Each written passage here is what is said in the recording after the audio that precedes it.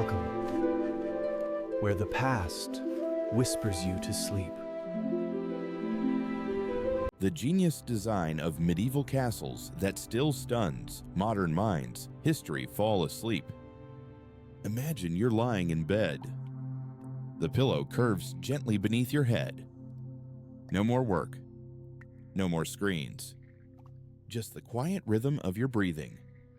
Steady. Soft. Like waves fading on a shore. The weight of the day begins to lift. All those rushing thoughts start to slow. Like rainwater settling into still pools after a storm. Your shoulders loosen. Your heart softens. And for the first time tonight, you feel safe. Take a deep breath in and let it go. Slowly. The world outside can wait. Right now, there's only warmth and the whisper of time passing quietly around you. Now, let your mind drift a little beyond this room, beyond the city, to a faraway night where candlelight trembles on a stone wall and cool mist curls along an old rooftop. A night from centuries ago, when people had no lights, no noise, no rush. Someone back then is also getting ready for sleep. A weary blacksmith sets down his hammer, washing his hands in cold water. A woman folds a small loaf of bread and pulls a linen curtain closed. The fire crackles softly, and the scent of baked grain mingles with smoke. There are no neon lights there, no cars, no hum of machines, only the heartbeat of the night itself, and the sound of wind moving through ancient stone. People once crossed their long nights with simple things: a wool blanket, a warm breath, and the quiet faith that morning would return. And now, I'd like to tell you about those nights, about how people found rest through winters and storms, about the small comforts that kept them safe in the dark. Let this voice take you there. No hurry, no noise, just old stories, drifting softly like breath, warm as a small flame in the dark. Take one more deep breath and let the day fall away. Now, all you need to do is listen, because your journey to a peaceful sleep begins here. Part 1, Light and Shadow. Outside, night has fallen. The hills are wrapped in a deep shade of violet, carrying the damp scent of mist crawling along the castle's stone walls. In the great hall, an old servant bends low, cupping his hand around the first candle he has just lit. That tiny flame trembles, flickering in the draft like a fragile breath, uncertain but alive. In the middle of the dark, the heavy wooden door closes with a deep, groaning sound, echoing through the vast space like the sigh of a building that has grown too old. A cold current slips through a narrow crack, brushing against the candle, tilting its flame, then letting it stand again. Stubborn and steady, everything falls quiet. Only light and darkness remain, playing together, colliding, dancing across the dark wooden ceiling. If you were sitting there, in that moment, you would hear the smallest of sounds: the gentle crack of firewood in the hearth, the faint clink of iron from a chandelier shifting in the breeze, the soft scratch of a mouse behind the wall. Each sound has its rhythm slow, pulsing, alive, as if time itself were breathing beside you. The old servant lights a second candle. Warm golden light spreads outward, washing over the long dusty table, over the wooden cups, the faded tapestry hanging on the wall. The flame's reflection ripples across the stone, shimmering like moving water. It feels as if the castle itself were breathing. A vast creature asleep beneath layers of cold stone. That feeling, half fear, half comfort, wraps around the heart like an old blanket. You fear the endless dark outside, yet you feel safe knowing there is still a little flame in your hand. Long ago, people believed fire could drive away wandering spirits, not out of superstition, but from understanding. Light was a friend, the one thing that kept them from being swallowed by the night. In every burning candle, they saw a small piece of life, fragile, but persistent, like the way people endured through endless winters. The thick stone walls kept the cold in, but they also kept the echoes of the fire's voice. They threw light back into the room, making it seem brighter than it truly was. Flickering beams slipped into tiny cracks, making the moss glow faintly like little stars clinging to the walls. Night and light intertwined, not enemies, but two halves of the same slow breath. If you close your eyes, you could almost smell the air there.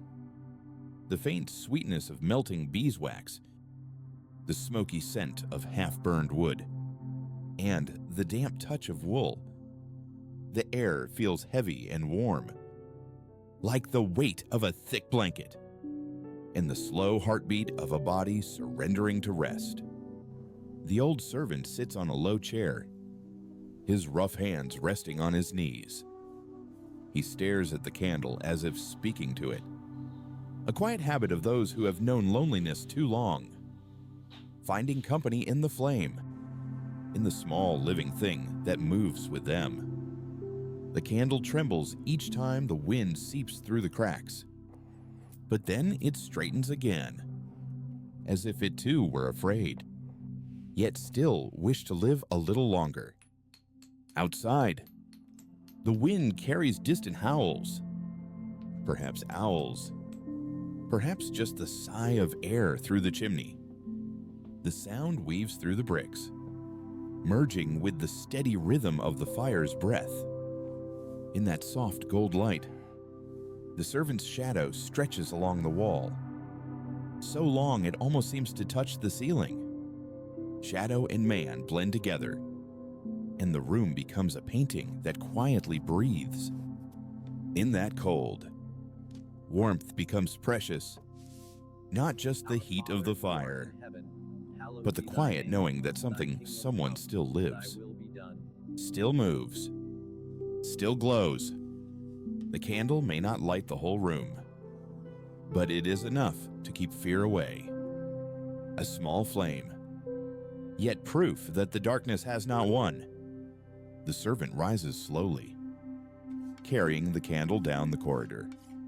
The light wavers across the stone walls, casting strange and shifting shapes. A dragon, a face that almost smiles. He has long grown used to the tricks of shadow. In silence, everything seems to have a soul. The table, the wall, the lamp, even the wind that brushes his neck. All are alive. All are telling stories. And perhaps, in that moment, he feels something that we modern souls have nearly forgotten. That silence is not emptiness. Silence is the place where we can hear ourselves breathe, where we remember that we are still here, safe, warm, and wrapped in the gentle, living darkness of a night that loves us back. The servant walks down the corridor, holding the candle as if carrying a tiny soul. The trembling light follows each of his steps, dancing over the cold stone floor. Every step becomes an echo, lingering through the quiet air. At this hour, the castle feels like a sleeping body, each sound a heartbeat, each flame a breath. A narrow window reveals a sky painted in deep black. Outside, The wind drifts by, carrying faint whistling sounds, like the whisper of centuries gone by. The servant looks up and sees the moon gliding past, pale and gentle, brushing against the wall like a soft hand. The flame in his hand catches that moonlight.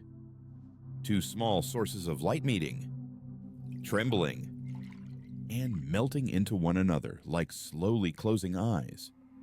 In that moment, something lightens inside him. There are no boundaries between man and house, between light and dark.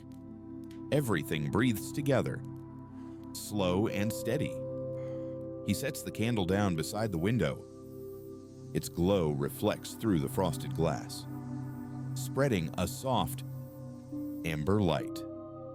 Not bright, not harsh, like a sunset that decided to stay for one more night. The fire sighs, melting a bead of wax that slides down and freezes. A tear solidified in time. The servant sits on a wooden chair, listening to the crackle of the fire and the hum of the hallway wind. He says nothing. There is no one to speak to. And perhaps there's no need, because sometimes silence is the perfect language of the night. The candlelight reveals floating specks of dust in the air. They swirl lazily, shimmer, then disappear.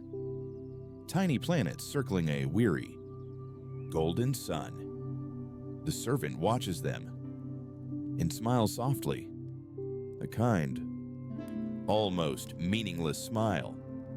Here, there is no hurry, no schedule, no ticking clock, only small, simple moments stretched into eternity.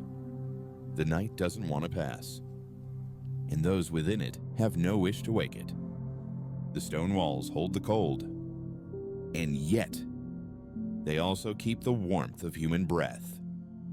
The heat from the hearth spreads outward, meeting the chill seeping through the cracks, forming an invisible swirl, a slow dance between cold and warm, between fear and peace.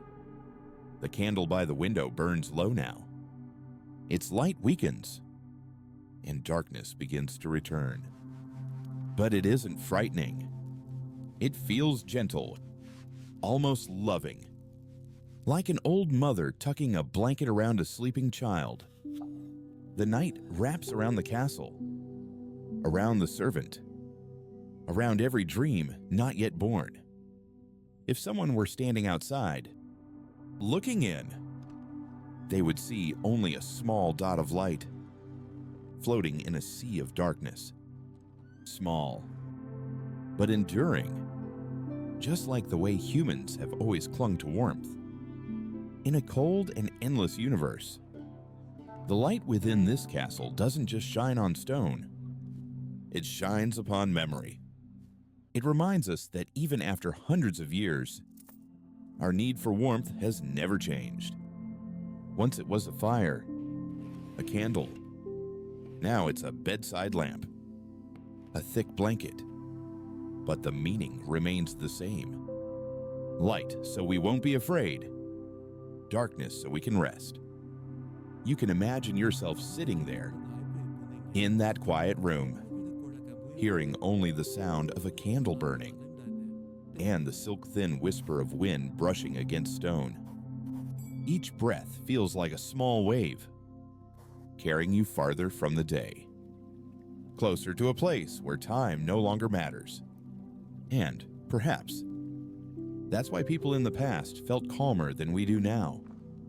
They knew that existence didn't need to shine brightly to be real. Sometimes, one trembling candle was enough to make an entire night feel safe.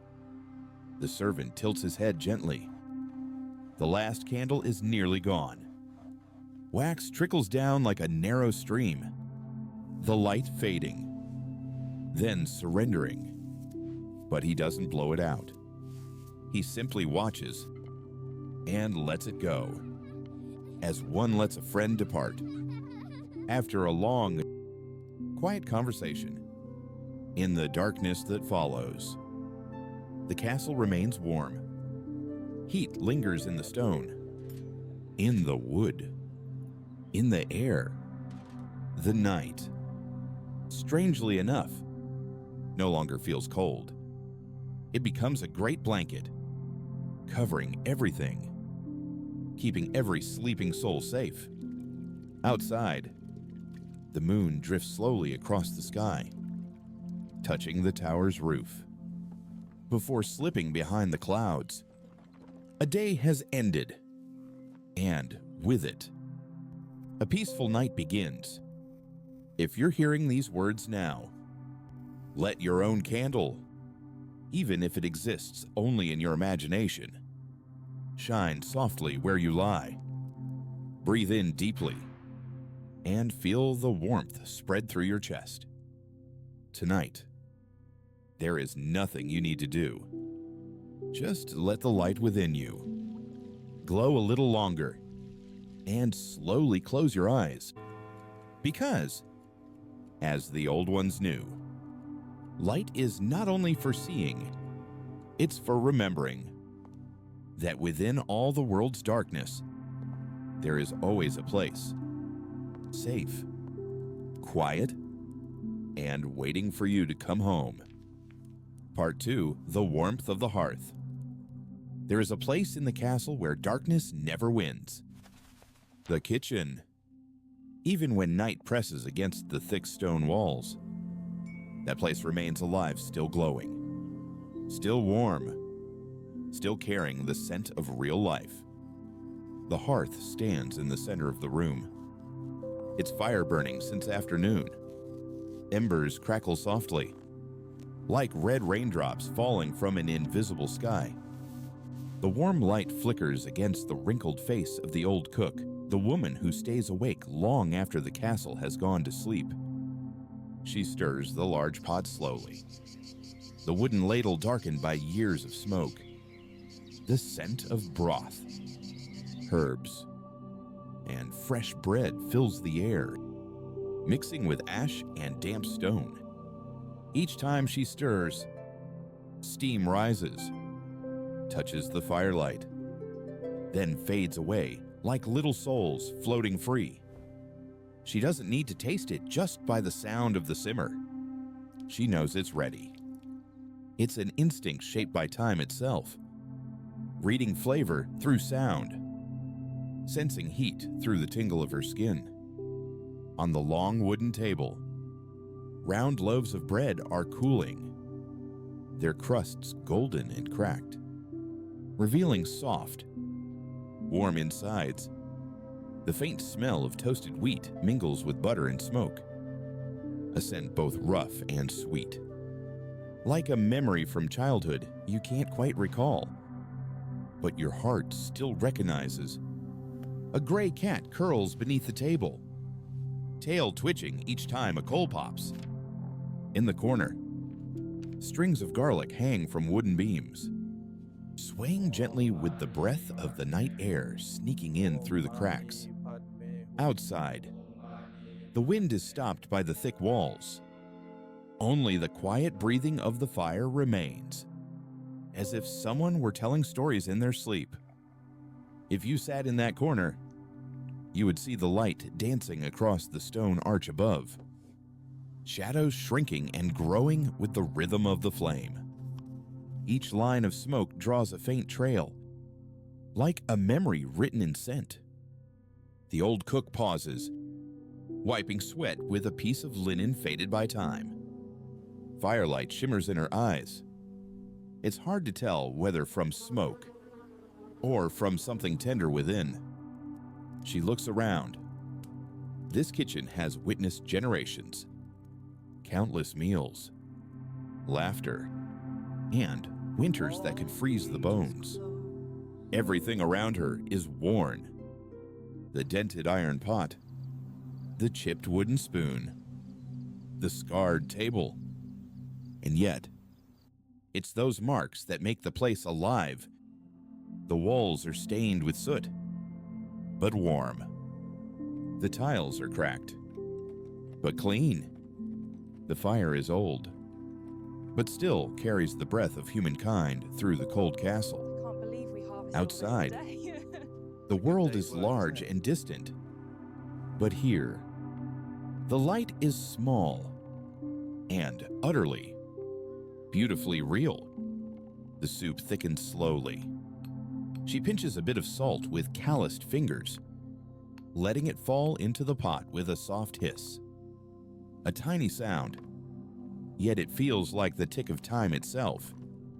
Soon, she will extinguish the fire, carry the pot to the night watchman, and only then she will rest. This rhythm repeats every day, steady as the castle's heartbeat, unseen, but vital. The warmth spreads through the room. The walls seem to hum, as if grateful for the heat. On the ceiling, smoke curls into soft gray ribbons, rising toward the chimney, where the night wind and kitchen smoke meet. If you listen closely, you can hear a faint whoo as it escapes.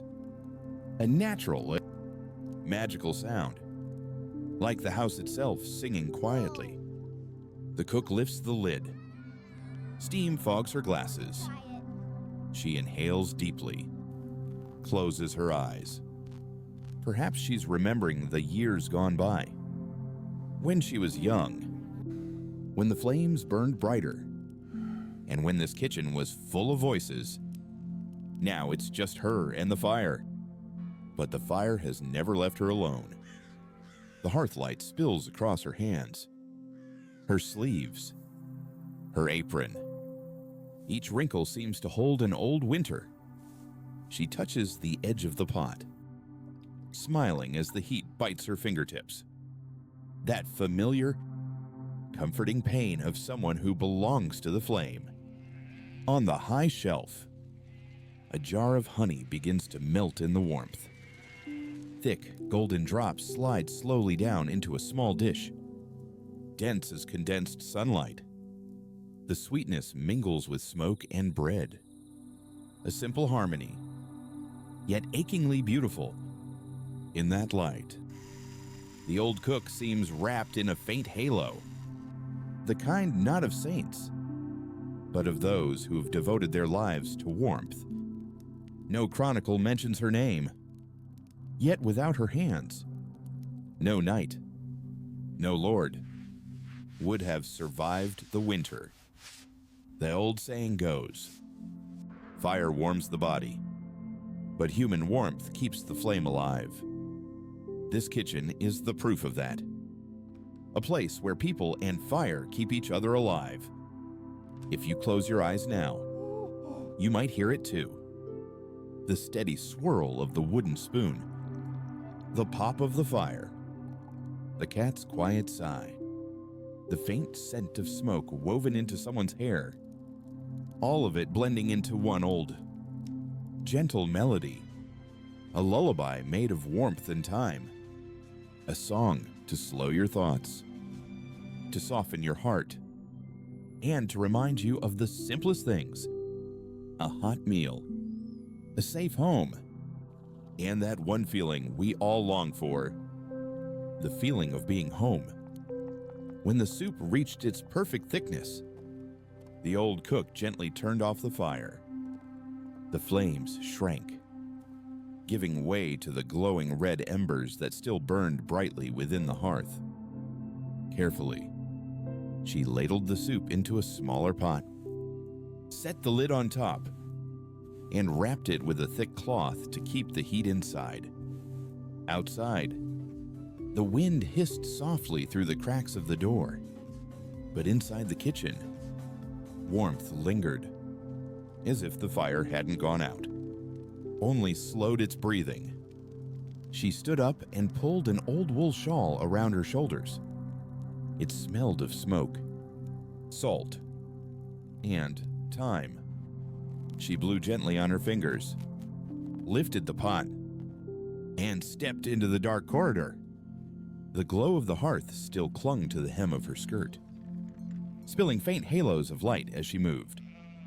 Along the hallway, the candles had long burned out, and only the reflection of the soup's light shimmered against the stone walls. A soft aroma followed her footsteps, slipping through the shadows like a thin thread, a guide for lost souls wandering the night. At the end of the corridor, near the great wooden door, sat the night watchman. His cloak was thick, but the wind still found its way through the fabric. When he heard her footsteps, he looked up, and his weary eyes met the gentle face walking toward him. No words were needed, just a nod. She placed the pot down, poured a bowl of soup, and slid it toward him. "It's still hot," she said softly, her voice rough, yet warm. The watchman reached out and took the bowl. The heat rose against his face, It's getting late. softening the cracked skin of his cheeks. But I'm enjoying this. He blew lightly, then took a sip. The taste of meat, herbs, and salt filled his breath. A slow warmth flowed down his throat, through his chest, and came to rest in his heart. In that moment, even the wind seemed to pause. There was only the quiet meeting of heat and breath, and one simple feeling: to be alive, to be warm. The cook sat beside him, saying nothing. Together, they looked toward the heavy wooden door that guarded the sleeping castle. Firelight flickered on the soup, reflecting on the wall in small, trembling dots, like summer fireflies lost in the middle of winter. The watchman finally asked, "You're not going to sleep?" She smiled faintly. "The fire's not cold yet," she said. "I still have to keep watch." A simple answer, but within it lay an entire philosophy of life. To keep the fire meant to keep warmth for others, to stay awake while others slept, so that when they woke in the morning, the warmth would still live in the stone, in the walls, in the air. The castle seemed to understand. It listened in silence, hearing their voices rise and fall like the wind itself.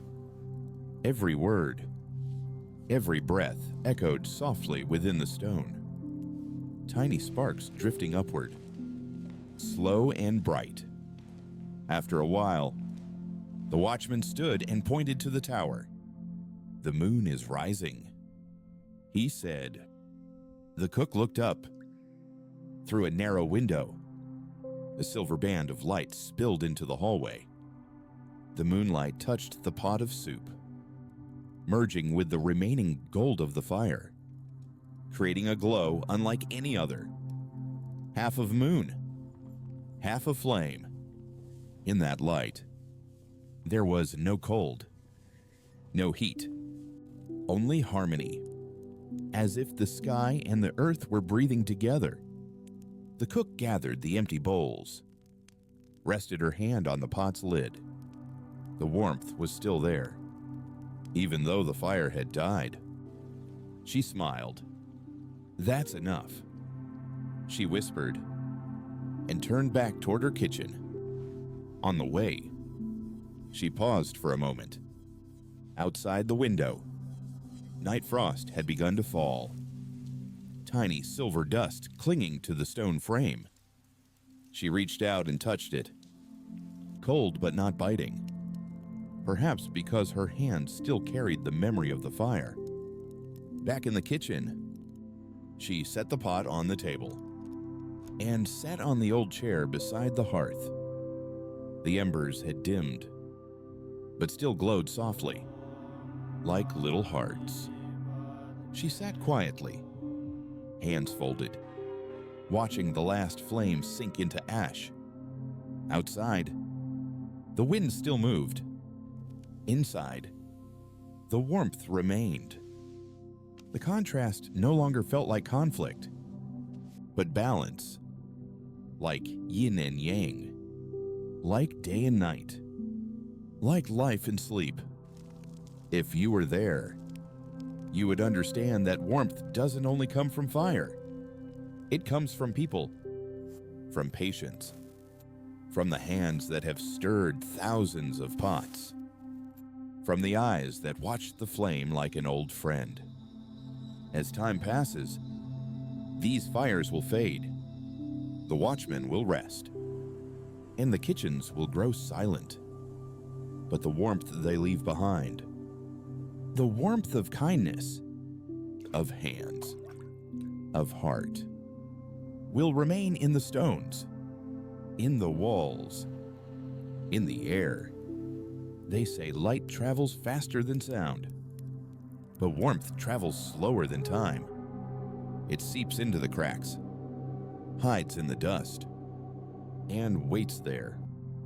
So even centuries from now, when someone walks into this kitchen, they will still feel that faint trace of heat, still hear the whisper of ancient fire, and somewhere deep inside, a quiet feeling will awaken. The feeling of finally coming home. Part 3, the straw bed. Above the hearth, where the narrow wooden stairs climb toward the attic, lies a small room where the young servant sleeps. The room is so small that a single candle is enough to light it all. Dark brown walls, a low ceiling, and a tiny window no bigger than a hand, opening to a sky so black it seems solid. Through its cracks, the wind slips in, carrying the cold breath of mist. His bed is made of rough oak, stuffed with a thick layer of straw and covered by a coarse wool blanket. The straw is old. It smells of dried grass, of earth, and of winter's dampness. When he sits down, the straw rustles softly, a quiet, familiar sound, like the room whispering a welcome, as if the bed itself knows he has finally come home after a long, weary day. He takes off his mud-stained shoes and sets them neatly by the wall. The fire below has faded, but warmth still drifts upward through the chimney, just enough to make the room gently breathe. He rubs his hands together until he feels a trace of heat, then lies down. The straw crackles beneath his back. Its dry scent rises to meet him. Outside, the wind hums against the window, joining the soft rustle of straw, a small, wordless symphony of life itself. One man, one bed, one slow breath inside the night. He pulls the wool blanket up to his chin. The coarse fibers itch faintly against his skin, but it feels safe, grounding. Beyond the walls, the wind sighs over the roof. Yet inside, the room feels like a tiny nest, closed, warm, full of human breath. In the dark, every sound feels intimate. His breathing, his heartbeat, the quiet stirring of straw when he moves. He closes his eyes and listens to the echo of his own breath. The scent of straw, wood, and linen mixed together, forming an aroma no candle could ever imitate. The scent of night, the scent of rest. Outside, snow begins to fall, tapping softly against the windowpane. Each sound feels like a lullaby. He imagines the old cook downstairs, perhaps nodding off by the dying fire, and the night watchman still guarding the door, all of them living within the same rhythm, a slow, steady rhythm, like the heartbeat of the castle itself. He stretches his legs, curls up again, and exhales a quiet sigh. That sound blends with the wind and dissolves into the still air. Perhaps the last time he sighed like that was as a child, when his mother still lived, when a hand used to pull the blanket up each night. Now, there is no hand, but the bed simple, rough, old straw and worn wool does the same. It holds him, softly, honestly, offering comfort without promise, warmth without words. Each piece of straw beneath him feels like a dried memory, cracking gently as he shifts, making tiny sounds that seem like whispers from those who once slept here. Maybe an old servant, a lost orphan, a tired worker resting after the harvest. All of them once lay on this same straw, breathed, dreamed, and found peace in its humble embrace. He opens his eyes and looks up at the wooden ceiling, where a thin ray of moonlight slips through a crack. The pale light trembles across his hair, then fades as clouds drift by. Light and darkness chase each other endlessly, like two old friends telling stories, so neither has to be alone. Perhaps the magic of the straw bed doesn't lie in its warmth, but in its truth. No silk pillows, no white sheets, only grass, wood, and breath. And within that honesty, one finds what luxury never offers: the feeling of returning to oneself. He reaches out and touches the cold wall beside him. The chill isn't frightening.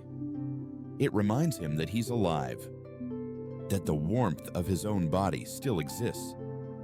He smiles quietly, for no reason. The smile of someone who has learned to accept simplicity as grace. Outside, the wind continues to wander across the tiles. The straw still rustles with every breath he takes. He knows sleep is near, and in that sleep, everything will grow lighter. Tomorrow, work, worry, all of it dissolving into wind and the scent of straw. The old bed remains, steady and loyal. It makes no promises, asks for nothing, only cradles the human warmth that visits it each night.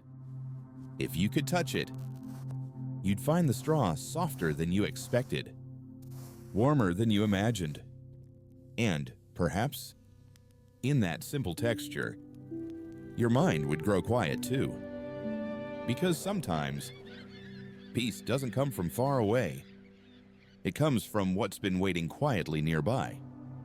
A fire, a breath, and a humble straw bed, where you're finally allowed to let go. In that little room, time began to move differently. It no longer flowed forward. It drifted softly, circling like smoke above a dying candle. The wind outside sounded farther away, while the rustle of straw beneath his back grew clearer, as if the whole world had shrunk to just him and his breathing. He opened his eyes once more. The candle on the table was just a stub now, its wax running down in a long frozen tear. The flame flickered, and his shadow on the wall trembled with it, growing, shrinking, disappearing. Then everything went still. A thin breath of cold crept through the crack in the door, touching his bare feet. He pulled the blanket higher, feeling the contrast between cold and warmth meet like two hearts out of rhythm. That feeling was vivid, half of it physical, half of it memory. At times, he thought he heard a bell from the chapel far away. He couldn't tell if it was real or something remembered, but the sound slipped through the straw, through the blanket, and settled there, like an old breath that refused to fade. He closed his eyes again. Images began to overlap. A fire, a field, a hand stirring soup, the soft cry of a cat under the table. Everything he had seen in the day returned. Then everything went still. A thin breath of cold crept through the crack in the door, touching his bare feet. He pulled the blanket higher, feeling the contrast between cold and warmth meet like two hearts out of rhythm. That feeling was vivid. Half of it physical, half of it memory. At times, he thought he heard a bell So much to do. from the Let's get chapel to it. far Yes, away. Let's go. He couldn't tell if it was real or something remembered. But the sound slipped through the straw, through the blanket, and settled there, like an old breath that refused to fade. He closed his eyes again. Images began to overlap. A fire, a field, a hand stirring soup, the soft cry of a cat under the table. Everything he had seen in the day returned, but gentler, quieter, as if viewed through the mist of a dream. In that dream, the room still existed, but the ceiling opened up into the sky. Moonlight poured down like a thin blanket. The straw beneath him turned into grass, and somewhere nearby, he heard the song of crickets. There were no walls, no doors, only earth, wind, and heartbeat. He felt himself melt into the straw, into the breath, into the night. The hymn of the daytime, the one who swept floors, carried water, tended fires, was gone. What remained was something small, real, resting quietly in the arms of the world. A drop of wax fell to the floor, its tiny sound drawing him halfway back to waking. He opened his eyes. The candle still burned weak but stubborn, holding on to its last bit of light through the long night. He smiled at it. It was like himself small, yet still burning, just to make the darkness a little softer. Outside, snow fell thicker now. The wind brushed across the roof, its sound like waves in the distance. He couldn't tell whether it was the wind or the sound of his own breath. Everything had merged, slow, steady, like the heartbeat of someone dreaming between two worlds. In the dark, he heard the straw whisper, "Sleep. You don't need to try anymore." The voice wasn't anyone's in particular. It came from the ground, from the wind, from the warmth of all who had once slept here. And he believed it. He loosened his shoulders. His hands slipped from the blanket, and he surrendered fully to the straw. The cold outside could no longer touch him. It became a distant thought, kept away by the quiet heat of his own body. He felt his heartbeat, slow, steady, each pulse blending with the faint crack of the coals below. The world itself seemed to breathe with him. The kitchen below was cooling. The hallways, the castle, all of it falling into one shared sleep. Only warmth remained, moving through stone and wood, like a soul that never rested. Watching over them all, he began to dream. Not a vivid dream, but one made of soft shapes, like fog on glass. A field covered in dew, a cottage with smoke rising from its chimney, and inside, someone stirring a pot of soup. The scent of that dream mingled with the scent of real straw, blurring the line between memory and sleep. Each time the wind brushed the door, he thought someone passed by. Not a ghost, not a person, just the castle breathing. The same breath that had lingered here for centuries.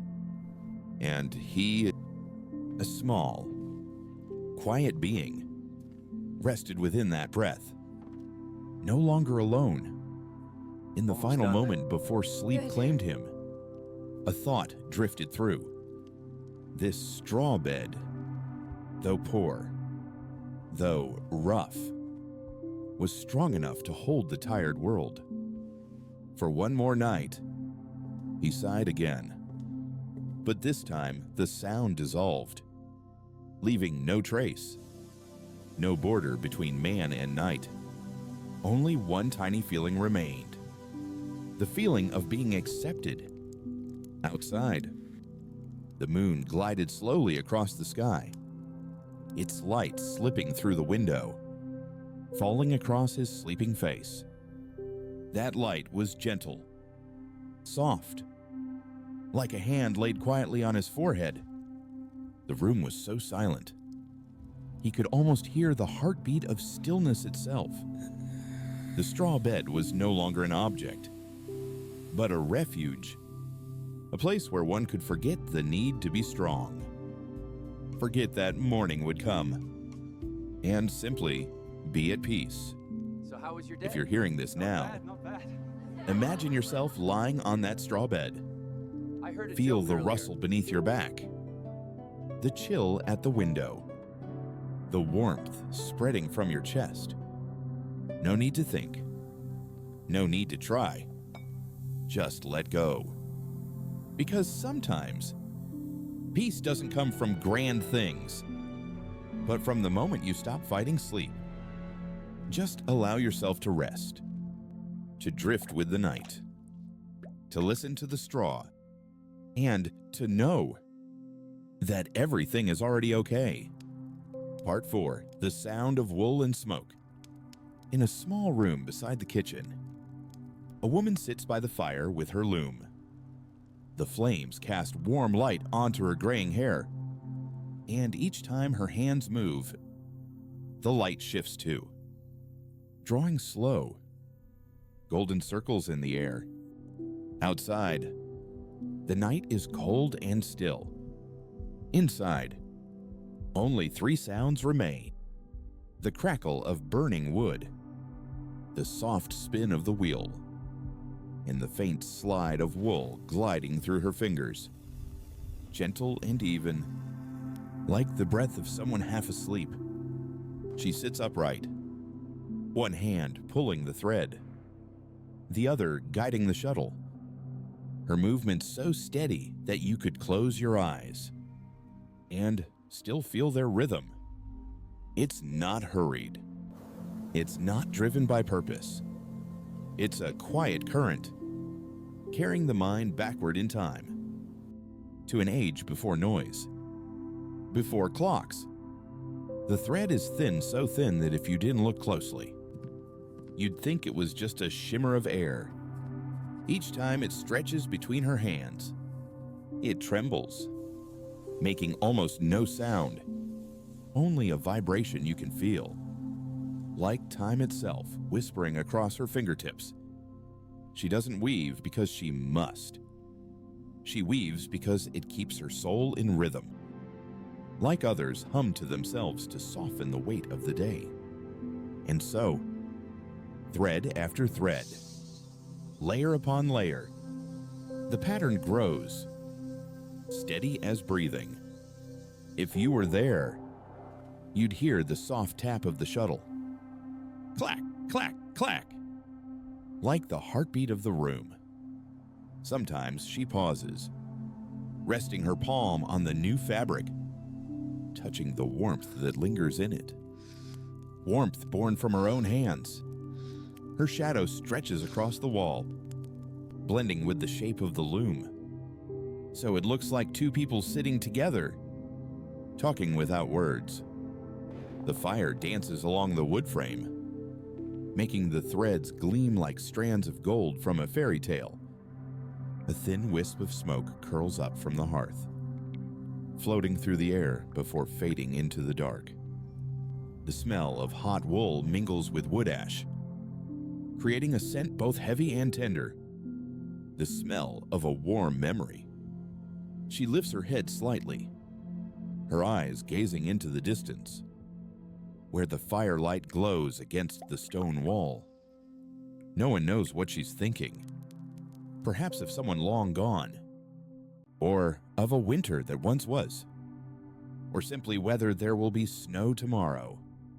But her gaze, calm, distant, and soft, belongs to someone who has learned to live slower than time itself. All worry seems to have fallen away, leaving only the even motion of her hands and the fragile song of thread. Each woven row is a moment passing. Each thread is a day gone. And as the fabric grows, so does the quiet tapestry of her years, woven from memory, age, and the patience of her craft. People say that time flows like water, but in this room, time does not flow. It is wound, loop by loop, thread by thread, and rests quietly in her hands. From time to time, she lifts a strand to her face and inhales softly. The scent of wool, the scent of the flock from distant fields, the scent of dry sun and shepherd's sweat. Everything that ever lived still lingers in it. She smiles to herself, not from joy, but from recognizing that life still hums within each thread. In this nearly silent world, the sound of wool sliding through her fingers is the only pulse that remains. The fire lowers, its glow turning to red embers, and shadows climb slowly up the walls. She stays seated, hands still weaving, eyes still far away. Gradually, the rhythm of her work becomes something else. Not labor, but meditation. Each motion of her hands slows the room, as if she were weaving sleep itself. The thread slips through her fingers, falls lightly from the edge of the cloth. Like a quiet sigh of release, she doesn't stop. Her hands already know the way. They move without command, and each gesture is a wordless hymn. If someone were to stand in the doorway, they might think they were witnessing an ancient ritual. The trembling light, the soft smoke, the woman weaving in silence, her hands steady, her face lit by the fire, and the whole room breathing with her. And so, thread joins thread, without anyone knowing where it began or where it will end. Like time, it never truly leaves. It only changes shape, returns again, as a warm blanket, a slow breath, a story told in the dark. If you close your eyes, you might hear it too. That faint sound of wool. Swish, swish, swish. Soft, slow, rhythmic, and within each motion, there is a part of you. A part that is letting go, quieting down, and being gently lulled by the simple sound of life continuing. Outside, the wind had gone still. The little room was filled only with the slow rhythm of the shuttle, a song without melody. Each time it passed through the loom, the fire in the hearth flickered briefly, then settled again, as if it too were listening, lulled by the same quiet rhythm. The woman wove a few more rows, then stopped. She leaned back gently, rubbed her neck, and looked at the cloth that had grown twice as long since she began. White, brown, and gray threads, crossed and blended together, like mornings and evenings of a life intertwined. Tiny hairs clung to the surface of the wool, catching the dim firelight. Like specks of light drifting inside a dream, she laid her hand upon the fabric. It was still warm, as if breathing. Her rough fingers trembled slightly, not from fatigue, but because in that moment, she felt she was touching time itself. Time something unseen, yet resting here, in every thread, in every callus, in every steady motion of the shuttle. It hadn't passed. It had been wound, hidden within the weave, waiting for someone to touch it and remember. Above her, smoke curled along the ceiling like mist, drawing faint circles before vanishing. The fire dimmed, leaving only the red glow of embers. The room shifted to a deep orange hue, warm, but still. Everything seemed to slow by a single beat. Even her breathing softened, matching the whisper of wool through air. She reached for a thin linen cloth and draped it over the half-finished fabric, as though tucking in a sleeping child. Then she sat still. She no longer wove, yet her fingers kept moving slightly, following the old rhythm, as if the thread were still there. Invisible, but present. Her gaze drifted to the space where smoke and shadow met. In that look was something both near and far, a nameless memory, a quiet chapter left unopened. Perhaps she was remembering her younger hands. The first time she held a loom, when threads snapped again and again from inexperience. Or perhaps she was thinking of those who had once sat here beside her, weaving, laughing, now living only in the smoke. Each breath she took drew a thin line of smoke upward. They rose, met, and disappeared. Yet for that fleeting moment, they existed, like memories. Fragile, yet real. She smiled. A small, quiet smile, deepening the lines around her eyes. Time doesn't take, she whispered. It just weaves again, in a different color. From the floor, a small cat stirred, stretched, then jumped onto the hearth and curled up. Its soft sound blended with the faint crackle of the fire. The air softened. The world became so peaceful that even a deep breath felt too loud, as if it might break the moment. She looked at the fading ashes, took a small poker, and nudged a glowing ember to life. The red light flickered in her eyes, making them gleam like pieces of amber holding fire within. She nodded slowly, as if in answer to something she had heard. Maybe it was the room speaking, or the thread, or the fire, or perhaps her own heartbeat. Steady, slow, content. The room sank deeper into dusk, and the silence itself became a kind of music. No instruments, no voice, only breath and wool. But if you listened closely, you could hear what words could never say. The feeling of being present, of existing purely in this small, gentle moment. A final curl of smoke rose from the hearth. She followed it with her eyes, until it disappeared. Her hand still rested on the cloth. Warm, faintly trembling. That fabric, perhaps, would someday be wrapped around someone's shoulders, to keep them warm through the next winter, to carry with it the warmth of her hands, even though they would never know her name.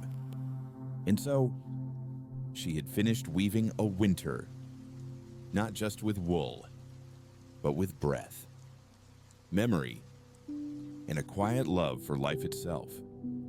Slowly, she stood, pulled the hearth curtain closed. The last flame went out, leaving only the dim glow of ash. The room was utterly silent now. The loom stood motionless, like a companion who had fallen asleep after a long journey. Before leaving, she turned to look at the fabric once more. Moonlight slipped through a narrow crack, falling across the cloth and tracing pale silver lines. It looked like a slow river flowing through the night. "Sleep well," she murmured. No one knew whether she said it to the fabric, to the room, or to herself. Then she closed the door softly, walked down the hallway, and passed through the chill of night, carrying on her shoulders the faint scent of smoke and wool. Behind her, the room remained warm, like a dream not yet gone. If you listen closely, you might still hear the sound of wool sliding through the loom. Far away, faint, but still there, the sound of patience, of hands, and of a love that needs no name. Part 5, The Night Bell. Deep within the castle lies a small chapel built of pale stone, a place where candlelight rarely reaches. It is visited only in special moments, at dawn, at dusk, and sometimes in the middle of the night. Tonight, the chapel door stands slightly ajar. Moonlight slips through the narrow opening, gliding across the cold stone floor, coming to rest upon a small bronze bell hanging from the low arch. The bell is not large, yet its sound can travel through the halls, beyond the heavy walls, and into the rooms where people sleep. No one knows who lit the single candle near the altar. Its trembling flame casts shadows on the weathered statue above. Dust covers the stone table, but the dried flowers remain, as if someone, long ago, never truly forgot this place. A breeze passes through the cracks of the door, whispering briefly, then vanishing into silence. And then, from somewhere deep within the stillness, the sound begins. A single bell, clear, round, distant, not sharp, not urgent, just one slow note, like a drop of water falling into a still pond, rippling outward in invisible circles. One toll, then another, then a third. Each ring carries a long, fading echo, vibrating through the air, drifting down the corridor, sliding through the cracks in the wall, and dissolving. Like breath, the sound does not end. It melts into the wind, into the stone, into the slow heartbeat of the castle itself. If you were there, you would hear not only the bell, but the silence that follows. A silence so full it almost hums. It is not emptiness. It is filled with breathing, with sleep, with the faint memory of those who once knelt here. The night watchman passes by the chapel door. He pauses, listening to the echo fade into the wind. In that moment, he forgets where he stands. Time slows, then nearly stops. All that remains is the sound of the bell, soft, distant, as if a dream were closing its eyes. Inside, thin smoke curls around the stone statue, drawing quiet circles in the air. The candlelight flickers, touching the carved face of the saint. making its eyes seem almost alive. On the floor, the bell's shadow tilts and trembles each time the wind passes by. When the third toll fades, silence flows in like a tide. It is not frightening. It is tender, like a hand resting on your shoulder, saying, "That's enough." In the stillness that follows, you begin to hear every small detail: the crackle of the candle, the soft sigh of air through the window frame, and somewhere far away, footsteps, or maybe just your heartbeat. A night bird calls once, then stops. The cry is short, but its echo lingers, as if the night itself had answered. Inside the chapel, the flame grows faint, its glow shrinking to a single ember of light. The room sinks into half-darkness, where shapes blur, and everything begins to drift, like the first stage of sleep. Perhaps, for hundreds of years, this same bell has rung 3 times each night. Not to summon, not to warn, but simply to remind the world that the night is still alive, and that even those who sleep remain within its breath. The sound is not merely metal against air. It is memory, a greeting between day and night, between waking and dream. It is the final voice before everything falls quiet. A new breeze enters. The candle dies.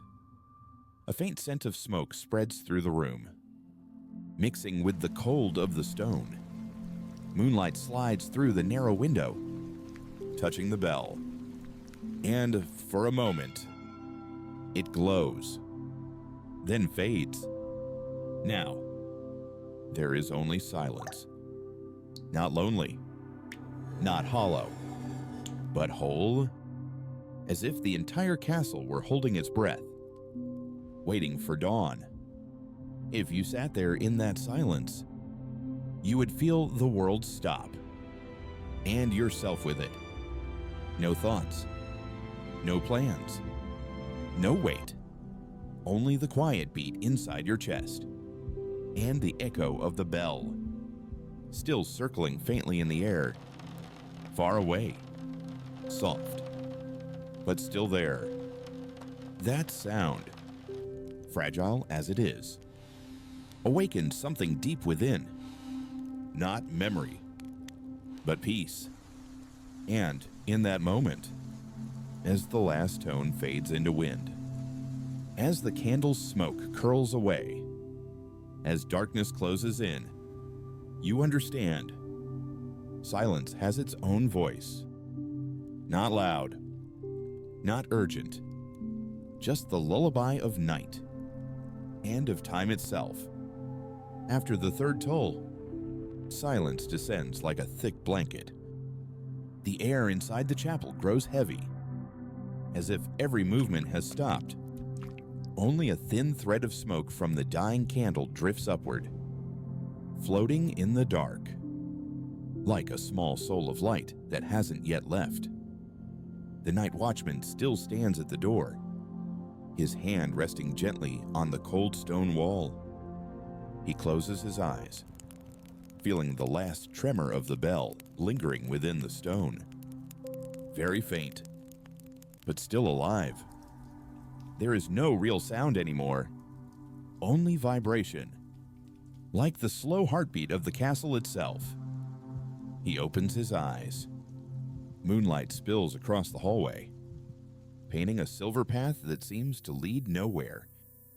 Everything becomes blurry, half dream, half real.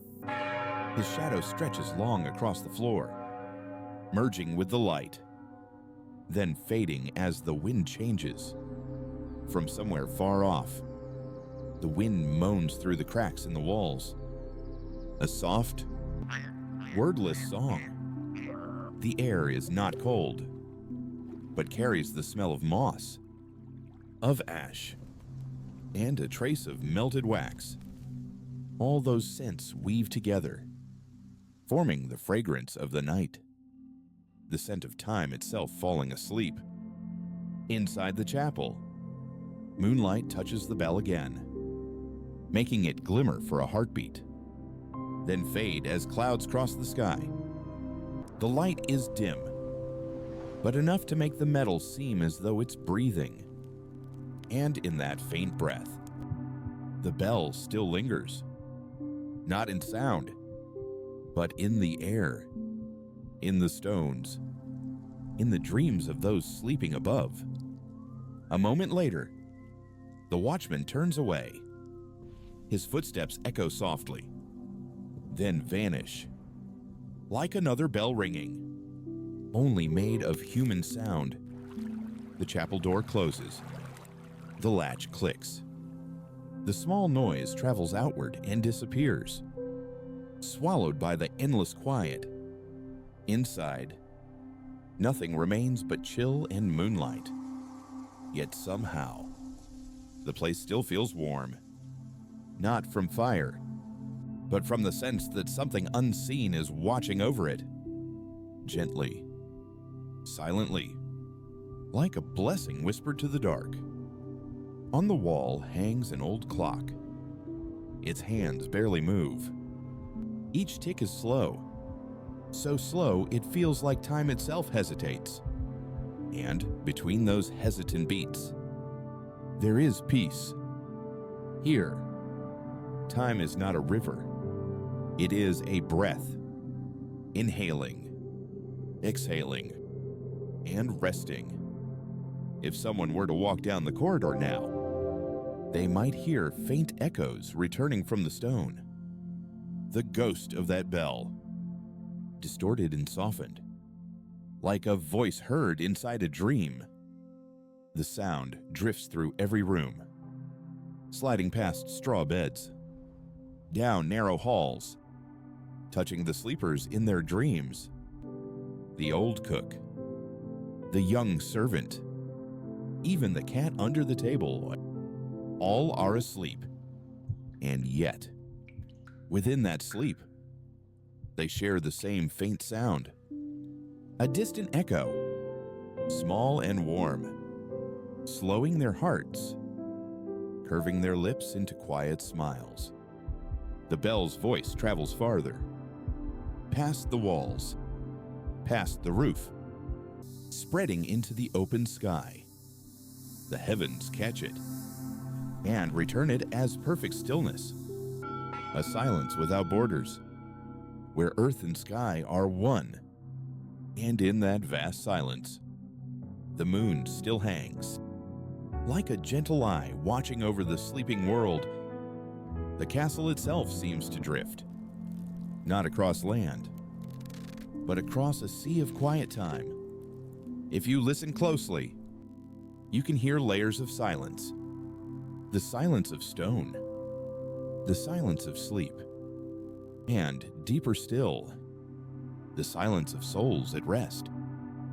They do not oppose one another.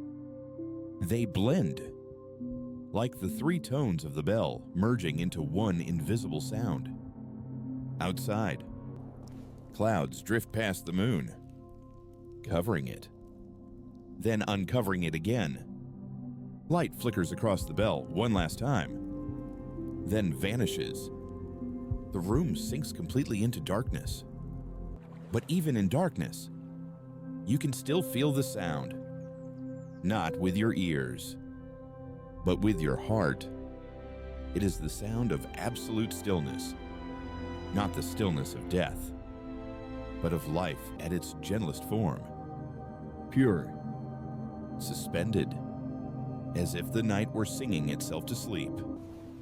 The bell now exists only as memory, a faint ripple in space. But that faintness is what makes it eternal, because everything loud must fade, and only what is small and tender can endure within us. If you are listening to these words, try closing your eyes. You'll see the bell hanging quietly in the arch. the moon dissolving on the stone floor, and the wind slipping through, carrying the last breath of sound. Take a slow breath. That bell still rings somewhere, not out there, but inside you. And as you exhale, it fades with your breath, softly, slowly, as the night closes itself around you. So when the final echo is gone, and darkness has fully arrived, don't fear the silence. Let it hold you.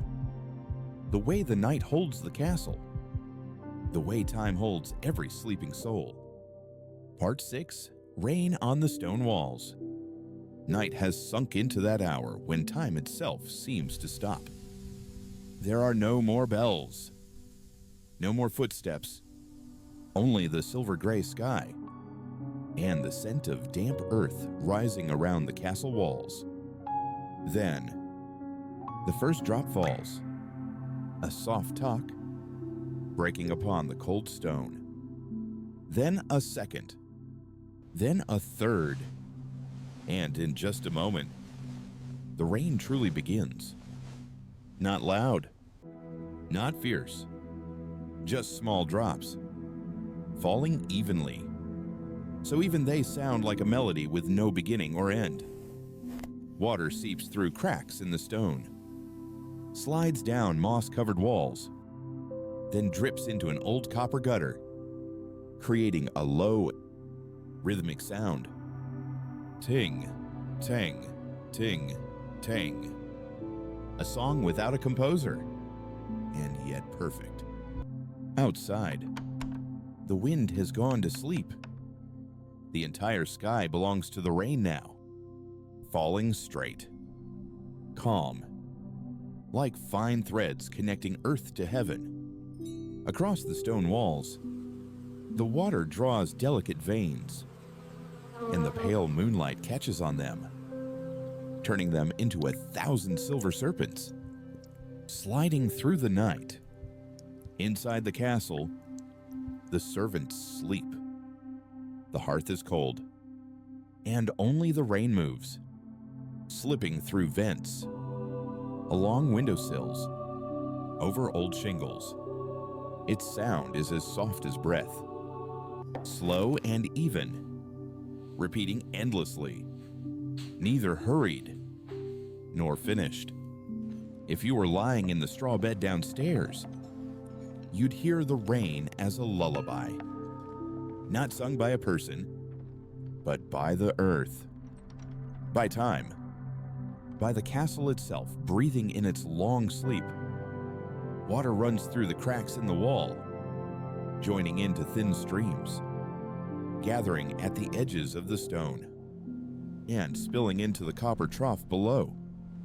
Metal hums as droplets strike it, each note lingering for a second before fading into the mist, only to begin again.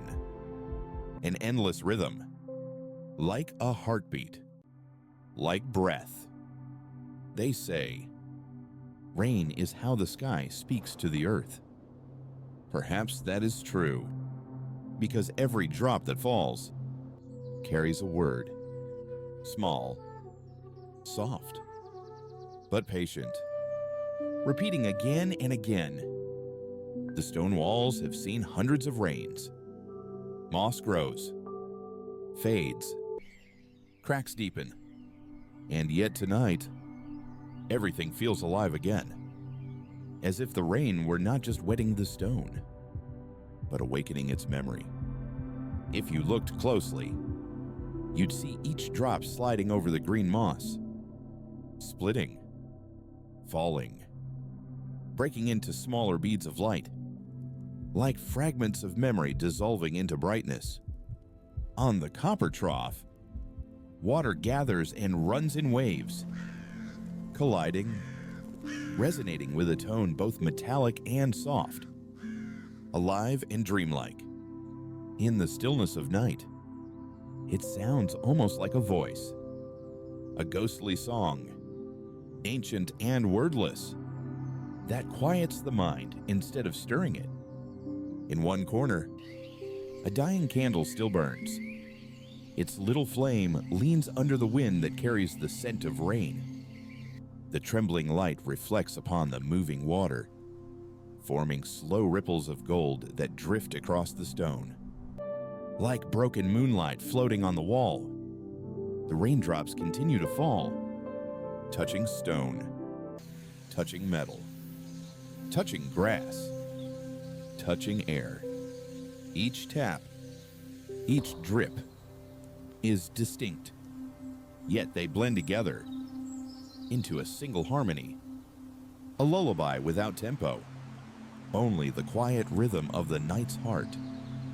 If you close your eyes, you'll realize the sound isn't only outside, it's within you. The rhythm of the rain and the rhythm of your breath align, slow, gentle, until body and world share the same frequency. The castle now sleeps inside that breath. Each drop of rain is a pulse, each sound a reminder. I am still here, still warm, still alive. Outside, the rain does not stop. It touches roof tiles, slides down railings, falls onto the courtyard stones, and disappears into the dark. And in doing so, it tells its story of a journey from cloud to earth, of an endless circle of return. No one hears every drop, yet everyone feels the same thing. A quiet peace, spreading like warmth, wrapping the entire castle in its arms. And if you're listening to these words, imagine this. Beyond your window, too, there is rain. Each drop taps gently on the world, as if whispering to you, don't think, don't remember, just listen.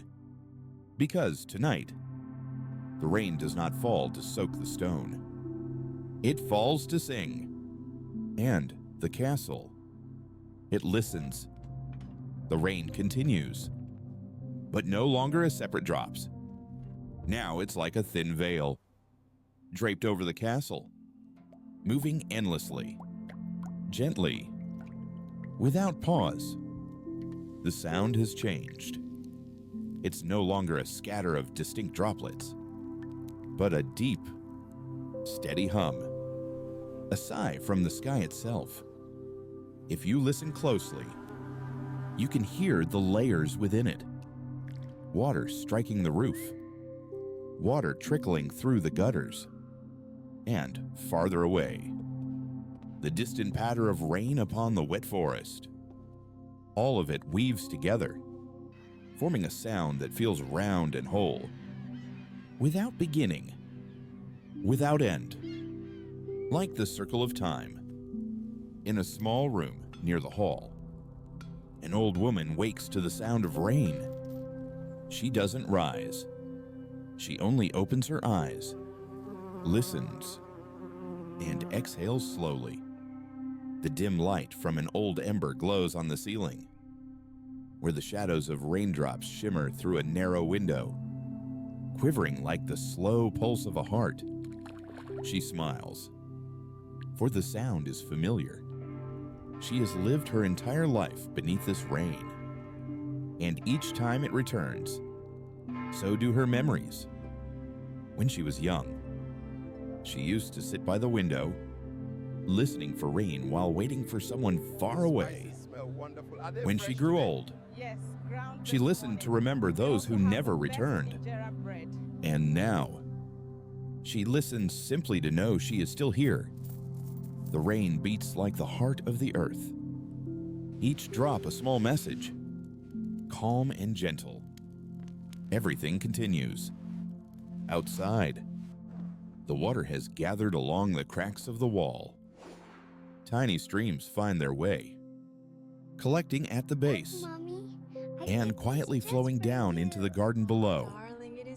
The drops strike leaves and branches, making a sound as soft as fabric being folded. The scent of damp soil rises, blending with the smell of grass.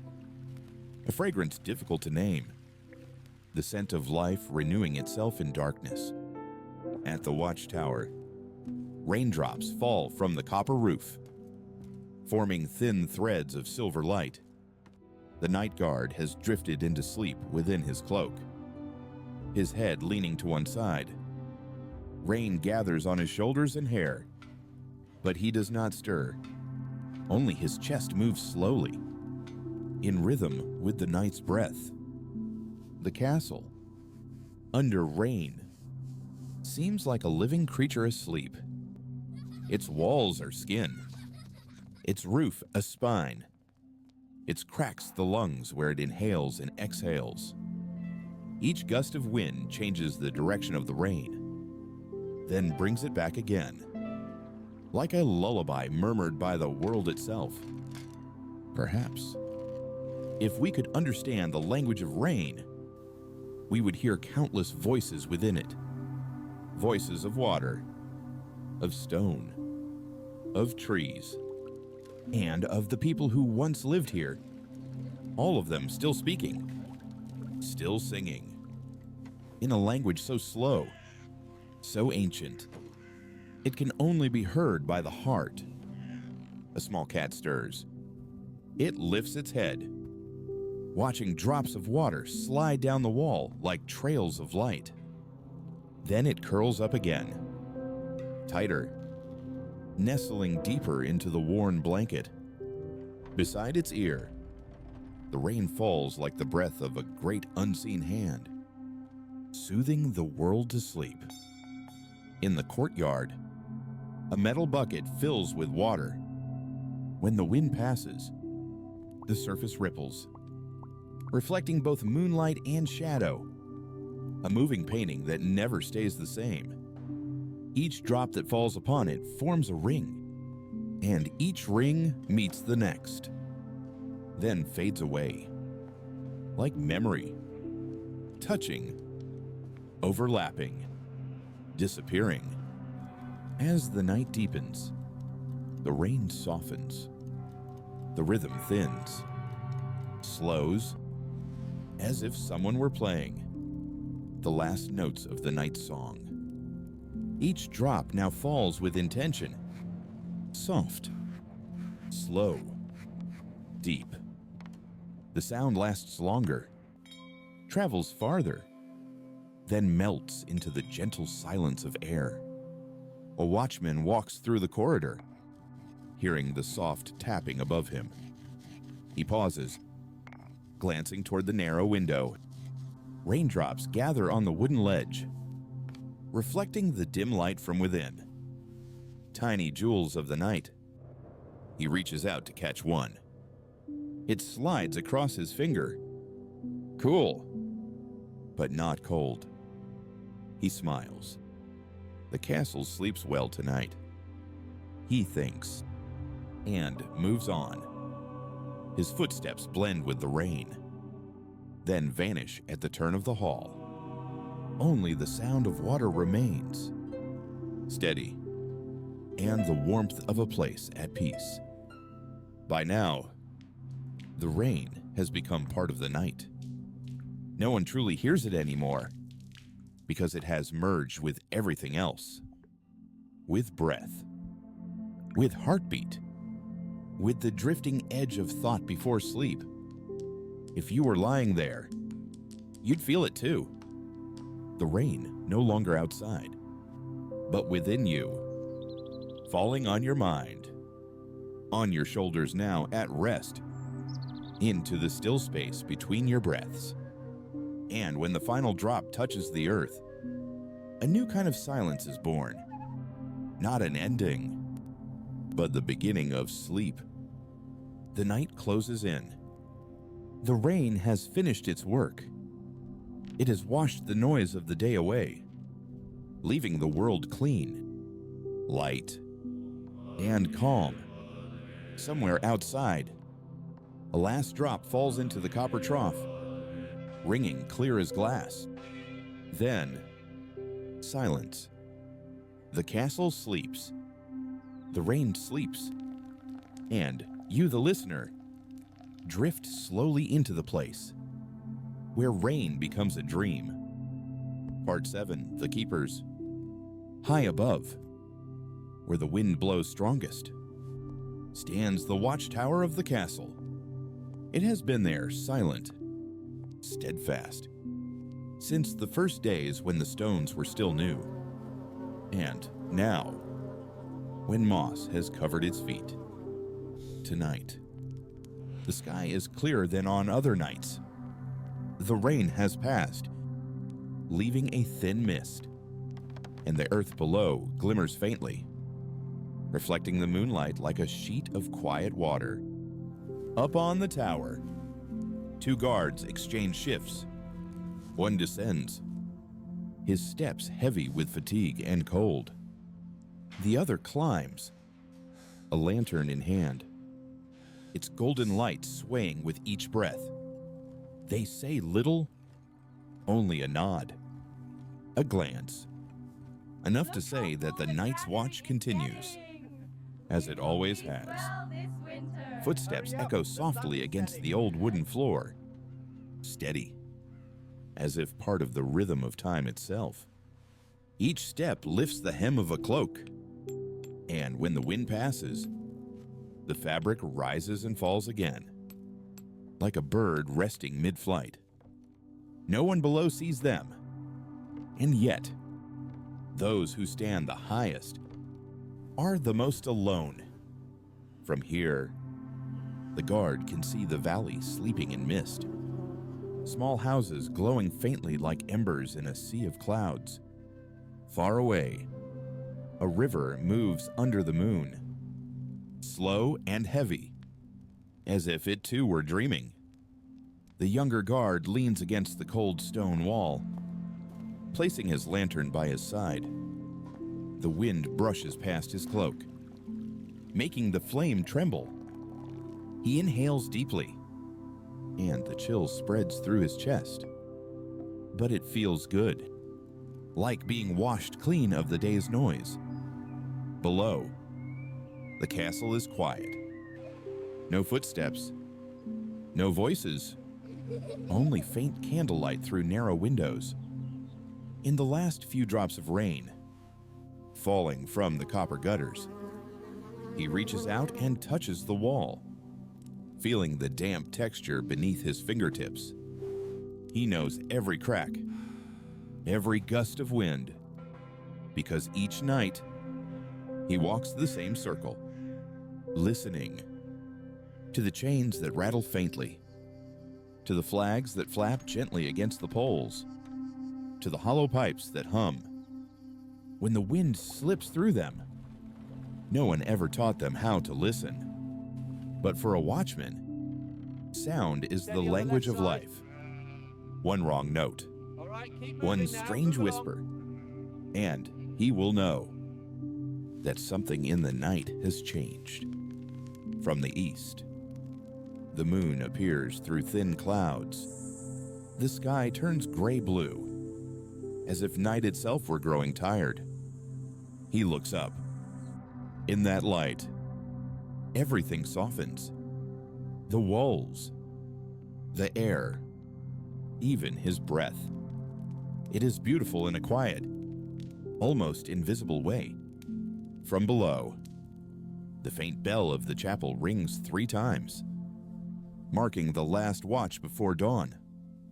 The sound drifts upward, carried by the wind, reaching the tower, then dissolving into the open air. He bows his head slightly, a small ritual of respect, a greeting to the night. The wind rises again, carrying the cool scent of rain.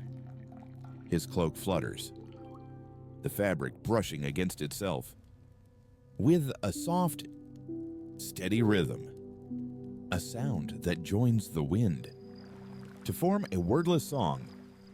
For a moment, everything stops.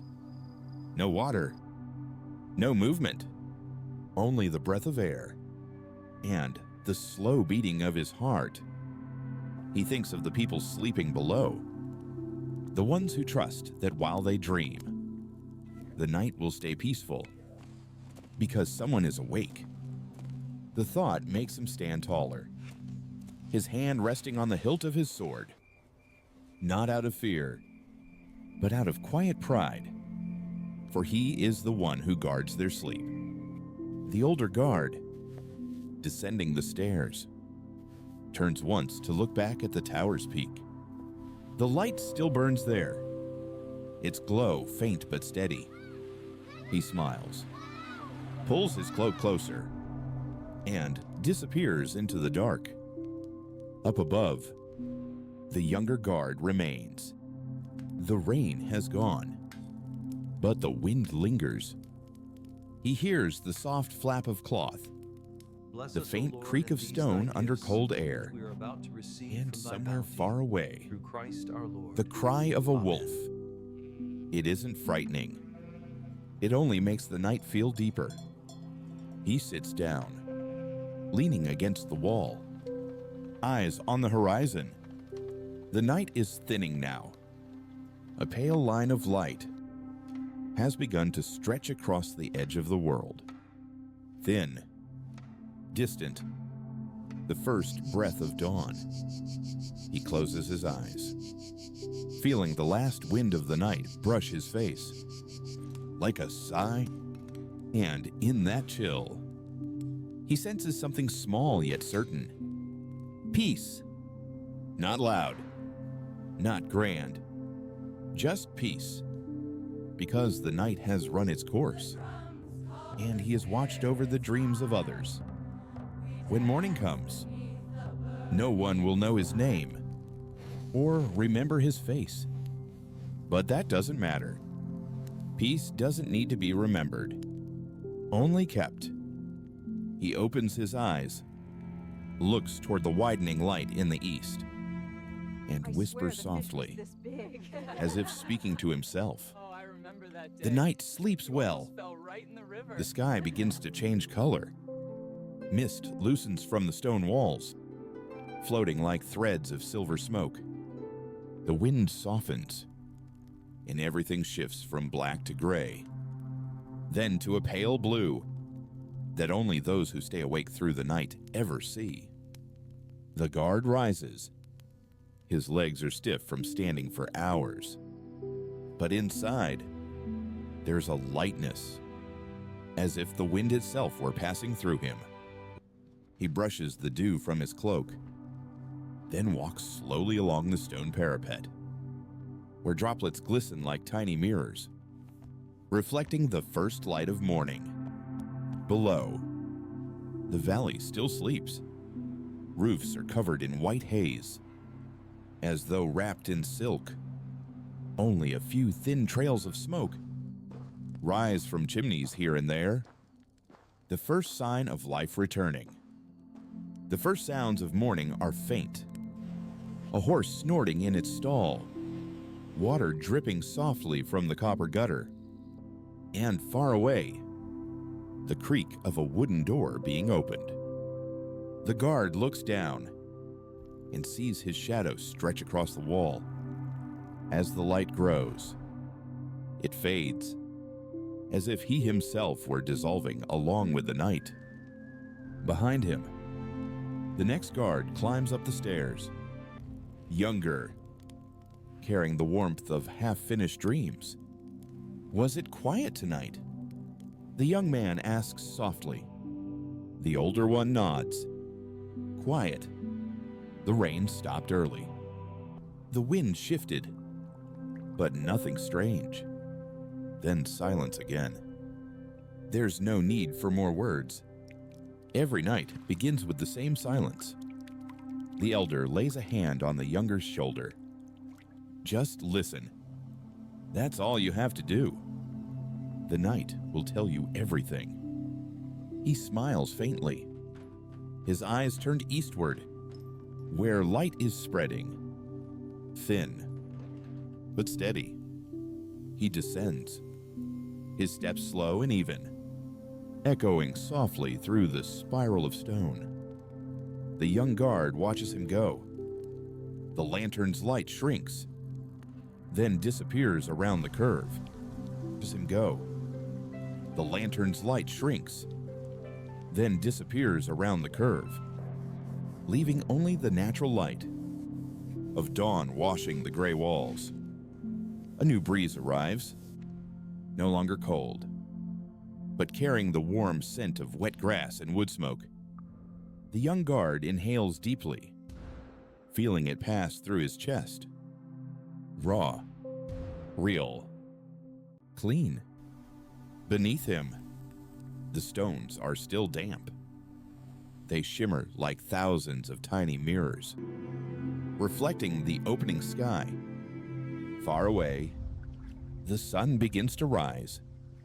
Not blazing, not sudden, just a pale sphere, hidden behind the mist.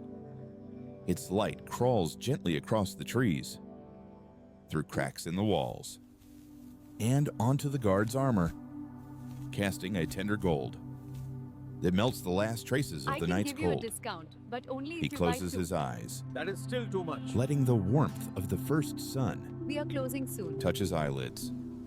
And in that moment, he understands something small but true. Peace is not the absence of sound, but the softness of things moving so gently that you can hear the silence within them. He opens his eyes again. Down below, he sees the cook lighting the hearth, a thin line of smoke curling upward. Servants emerge, carrying empty buckets. The castle is waking, slowly, rhythmically, like a great body turning after a deep sleep. The morning grows fuller. Horses neigh. A cart creaks. Someone coughs. Each sound joins the others. Small, human, real, weaving together the music of morning. And up on the tower, the guard stands still, listening, as if that symphony were his reward for keeping watch through the longest hours of the night. He looks to the distance.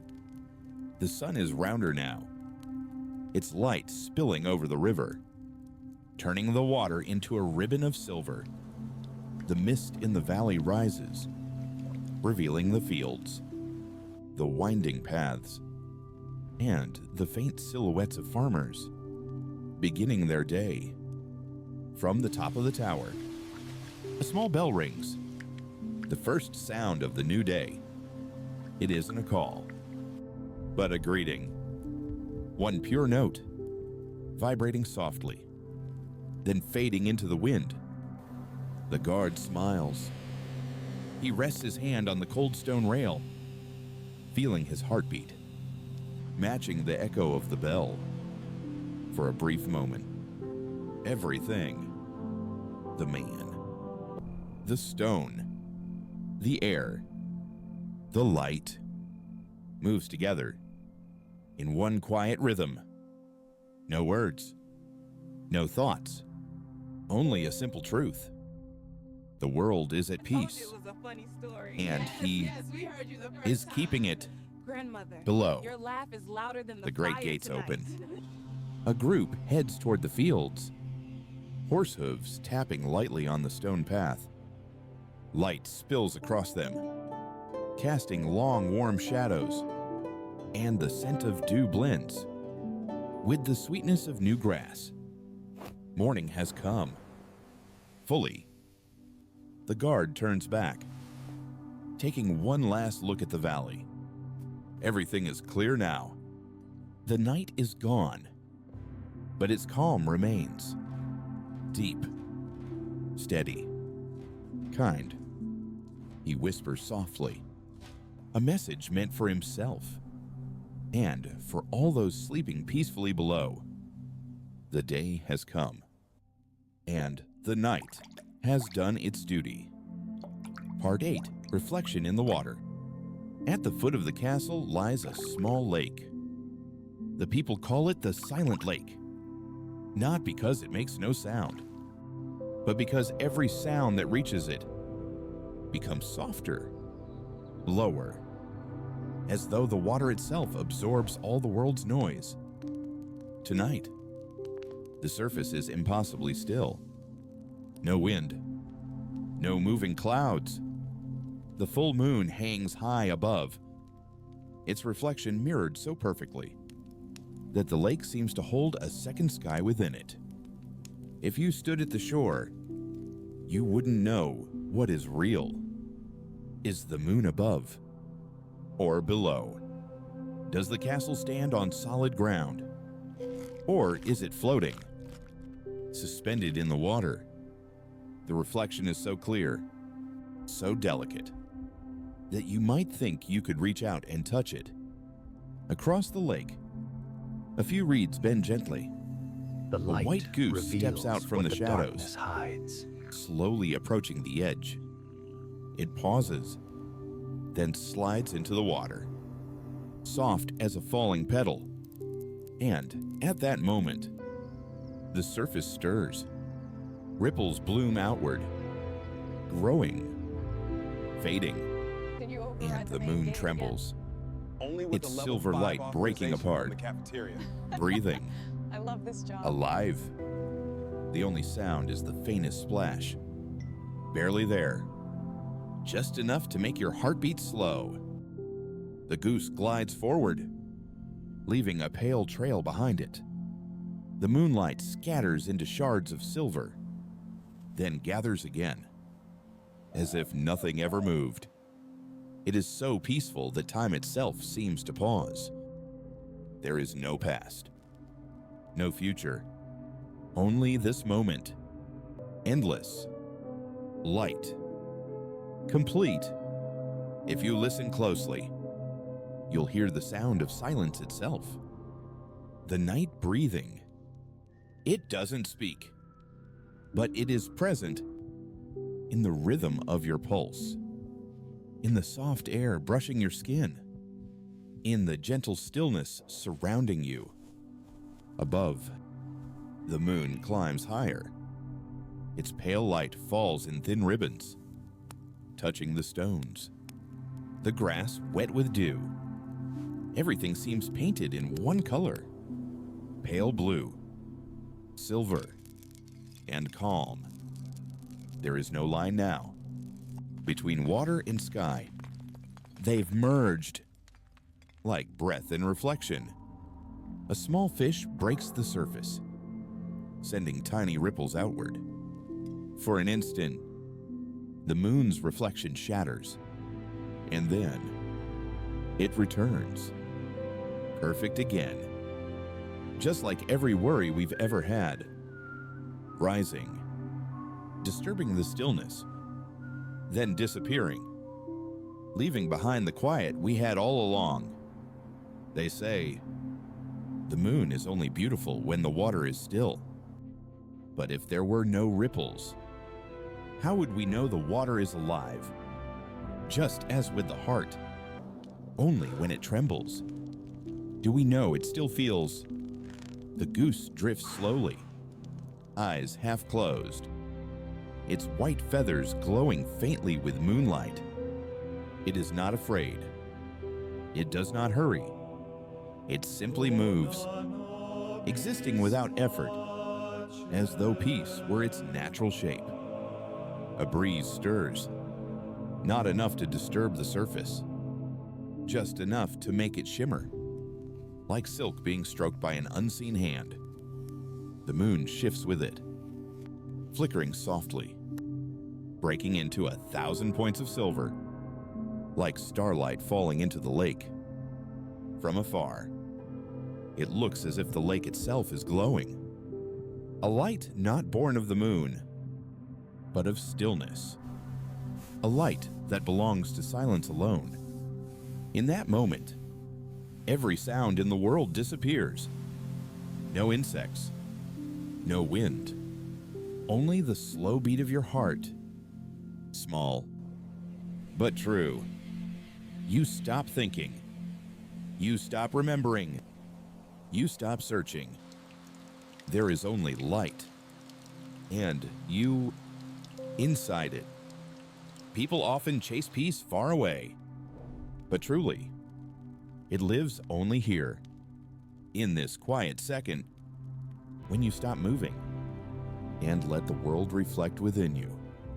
The way the moon reflects in water. Another breeze passes. The goose tilts its head, then glides toward the far side of the lake, where the trees hold the moonlight in their arms. The moon remains. But now, it isn't above nor below. It rests within your gaze. Whole, gentle, needing no reason to exist. The lake is still. The moon is bright. Everything remains. And you suddenly understand. Some nights don't ask for answers. They only ask for a little light and a surface quiet enough to see it. As the night deepens, the moon tilts westward. The surface of the lake begins to darken. Not because the night grows thicker, but because the light itself softens, like a person preparing for sleep. One long breath, then a gentle closing of the eyes. The wind has stopped. The water lies smooth as glass, so still that it's impossible to tell what is real. Moonlight thins into mist, fading into a pale streak, then dissolving into the color of the water. The goose is gone. It steps from the water, shakes its feathers, and the droplets run down its body like silver pearls. Then it disappears into the shadows of the trees, as if it had never been there. Only a few circles of ripples remain, reaching the shore, breaking softly. A sound so faint, it feels like the last breath. Before falling asleep, the space around the lake is utterly still. Even the insects have gone quiet. Only the scent of damp earth remains, the moss along the stones, and the breath of water in the air. Together, they weave a fragrance both ancient and living. The smell of the night itself. A dry leaf falls onto the water. Tiny ripples form, move outward, then merge and vanish. They disappear so quietly, yet they leave behind a strange understanding that existence isn't measured by how much we move, but by how much peace remains after we've passed through. If someone were to walk by now, they would think the lake was asleep. No fish, no wings, only the reflection of the fading moon, trembling like the memory of time. Beneath the surface, stones lie scattered, each shaped differently. Round, rough, uneven, but resting side by side, at peace. No envy, no struggle. They simply exist, like memories that have settled. After countless seasons of rain, if you lean close, you'll see your own face reflected in the water. But the image isn't clear. It shimmers, flickers, and dissolves with each breath you take. And in that moment, you realize you, too, are part of the reflection, present, and slowly fading into it. The moon hangs lower now. Its light, filtered through the mist, becomes a silver ribbon, floating lazily across the water. The wet grass bows gently in the wind, as if saying a final goodnight to the night itself. From far away, a single bell rings from the chapel. Just once, soft, but enough to remind you the night is nearly done. The color of the water changes from silver to gray, from gray to deep blue. The light fades, and you can feel the air shifting. The sharp cold of night eases, giving way to the soft warmth of coming dawn. The goose calls out, then spreads its wings. Its feathers cut across the lake, leaving a long ripple in their wake. Droplets lift into the air, catching the moon's final light. For an instant, you could swear you were watching time itself, breaking apart, falling into 1,000 shining fragments, and vanishing into the air. When the sound of wings fades, the lake returns to silence. But this time, it isn't the silence of emptiness. It's the silence that comes after understanding. The calm of someone who has known fear and finally learned how to smile. The light on the water fades, and yet, it seems deeper now, more real, just as people do. Only when the outer brightness dims can we begin to see the light within. A breath of dawn passes over the lake. The water stirs gently, and within that whisper of movement, there is something like a blessing. Sleep now. Morning is coming. But to illuminate the sky in the east begins to pale. Must remember that The moon fades, making way for the soft pink of the new day. The lake remains, holding the memory of the night in its depths, not to cling, but to remember that once there was perfect stillness, and in that stillness, everything, even us, was touched by light. If you were standing there, at the water's edge, you'd close your eyes, you'd hear the water, and the wind, and your own breathing blending with theirs. And you'd realize there is no boundary between you and the world, only one gentle current, slow, soft, and warm. And perhaps that is what the moon and water have been teaching us all along. That peace isn't in holding on, but in letting go. The way the moon drifts through one night, only to find itself again in another. Part 9, The Whisper of Stone.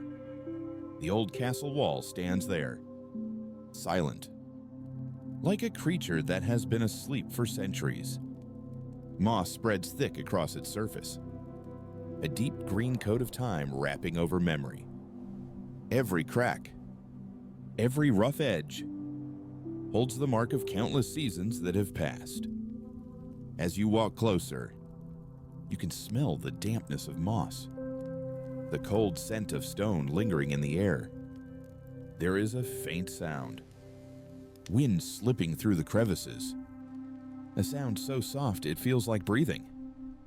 The whole space seems to wait, as if expecting someone to listen. I place my hand on the wall. The first sensation is cold, not the cold of weather, but the cold of memory. It seeps through my skin, settling in my palm, as if the castle itself were breathing back into me. The wall does not speak. Yet if you stay still long enough, you begin to hear something. Not with your ears, but with your heartbeat. Stone has its own rhythm. Slow, deep, enduring. I close my eyes. The world seems to slow with me.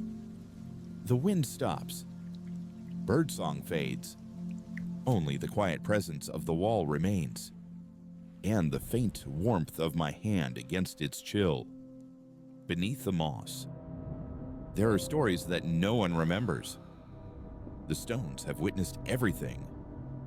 The ringing of the blacksmith's hammer, the clatter of horses at the gate, the laughter of children, the cries of soldiers. All of it has passed. And yet within these cold veins of rock, everything remains. Not gone, only sleeping. I can feel something moving beneath the surface. Not life, but memory. tiny vibrations like the echo of footsteps from centuries ago. Each gust of wind seems to awaken a fragment of time. If stones have souls, they are not like ours. They do not speak or dream. They remember. They record every breath, every step, every sound of joy or grief, without judgment, without choice. They are the faithful memory of eternity. Along the edge of the wall, the moss grows thick, soft as velvet. I run my fingers over it. Beneath that softness, the stone is rough, hard, cold. The meeting of the two, soft and hard, warm and cold, is like time itself. One face alive, the other eternal. And I wonder, when we touch stone, are we touching the immortal part of ourselves? For in the end, we too will become part of the earth, part of the walls, part of memory.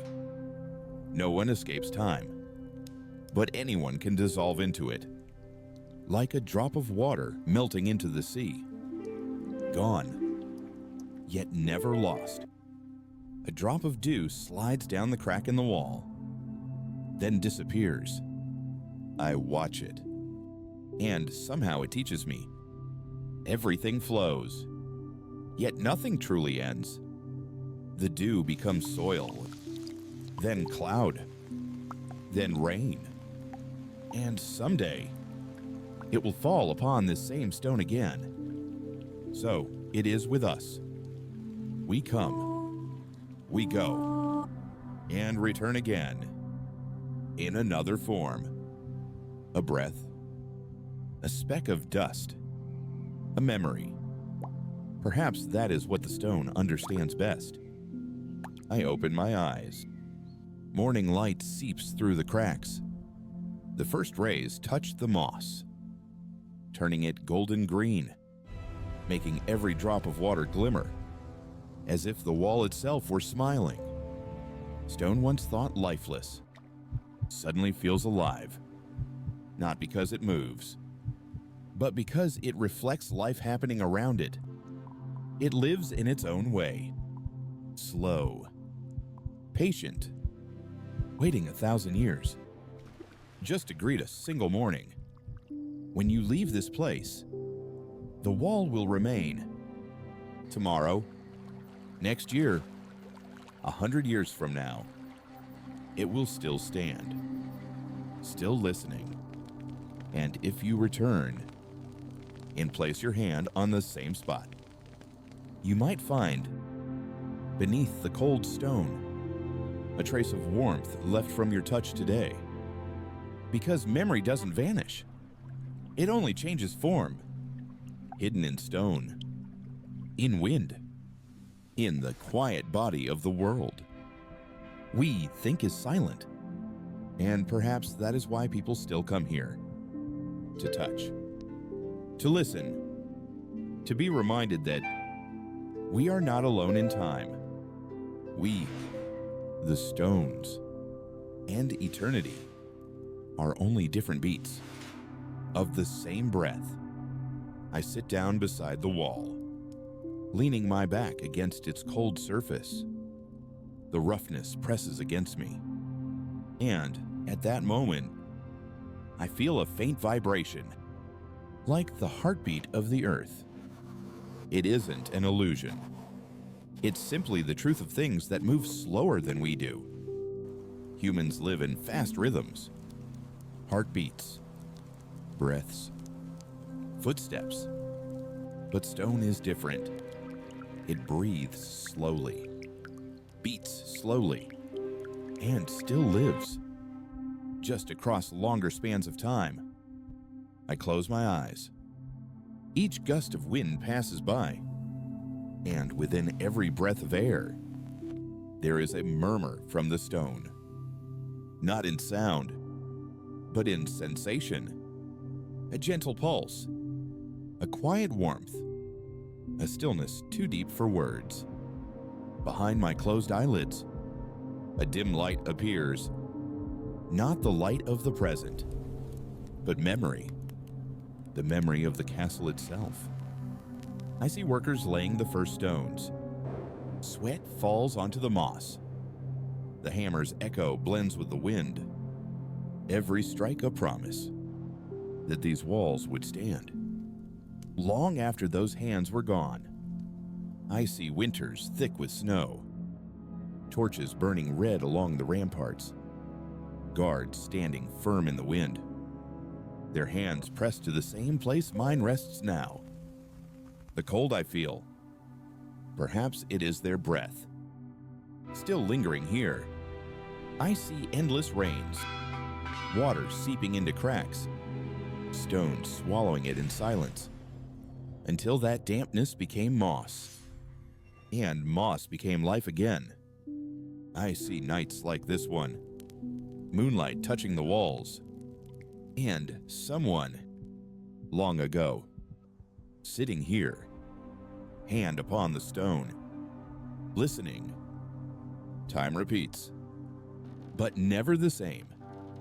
Each touch is a new soul, seeking the same peace. Everything comes and goes. Only the stone remains, not to prove anything, but to hold the rhythm of the world. Slow, steady, eternal. I open my eyes. The first light of morning spills down, sliding over the top of the wall. The gray stone turns amber. The moss glows gold, and droplets shimmer, as if the wall itself is smiling. I place both hands upon it. It's no longer cold. The surface is hard, but warmth seeps through, perhaps between human and stone. There is no distance after all, only two different tempos of the same life. I whisper, "How long have you been here?" Of course, the wall doesn't answer, but within the silence, a faint sound, not of wind, Grant us peace, not of Lord, thought, and something guide us softer. through the darkness. A voice that feels like it comes from inside me, longer than you think, and shorter than forever. I smile. Even if it's only imagination, the answer feels true, because in that moment, I know we are not strangers in this world. Every breath we take, every step we leave behind, has already been heard, recorded by the stones that surround us. I look up. Sunlight filters through the cracks, catching on threads of spider silk, shimmering like silver veins. They look like the lines of time itself, fragile, yet binding everything together. And suddenly, I think perhaps these cracks are where time breathes. Without fractures, light could never pass through. Without loss, there would be no space for memory to live. Just as in people, our wounds are proof that we have lived.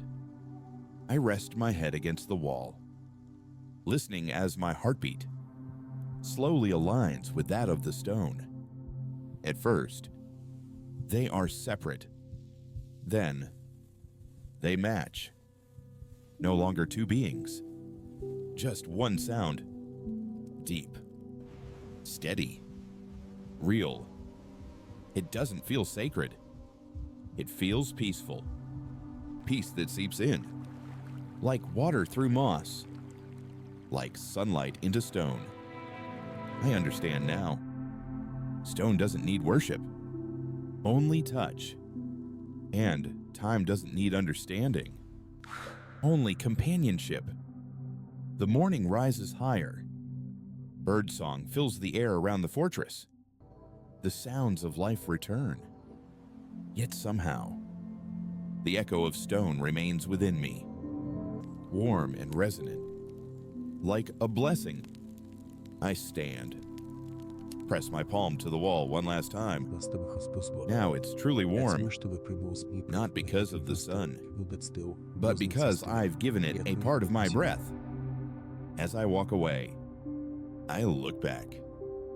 The wall stands motionless, but in that stillness, I can feel it watching, not with eyes, but with existence, with the heartbeat of Earth and the breath of eternity. Maybe.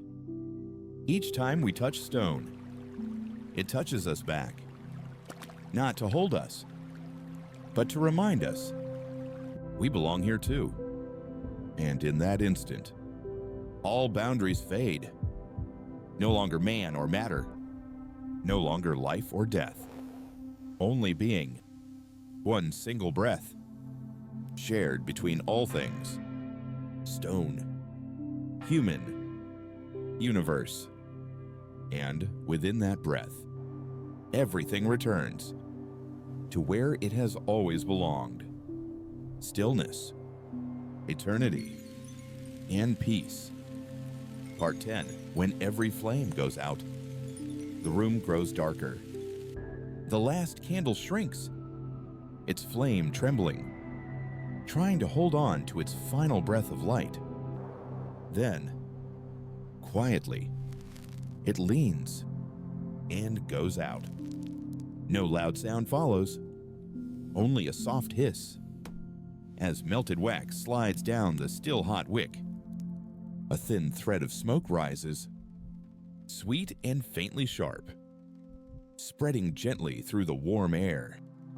In that darkness, your eyes begin to adjust. You can make out the shapes of things. A chair, a curtain, a window frame, all slowly blending into one another, melting into the soft body of night. The fireplace still glows faintly red. The embers cluster together, crackling now and then, like the small heartbeats left behind by the fire. Each pop is a final sigh, then silence. Outside, the wind slides through a crack in the door. It brushes against the curtains, then disappears.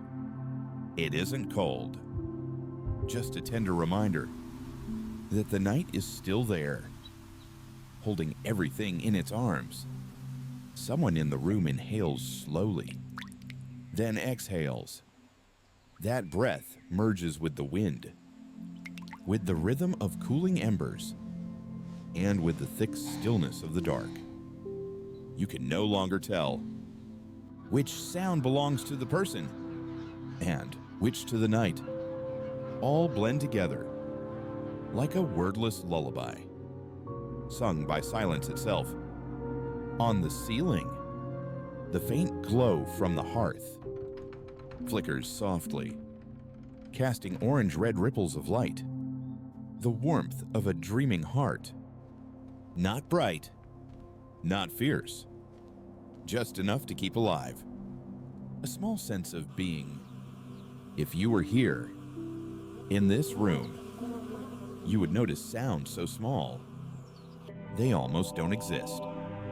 The creak of wood tightening in the chill, a breath shifting, the quiet of a candle no longer burning, a silence not empty, but full of warmth left behind, full of moments that have passed, yet still linger.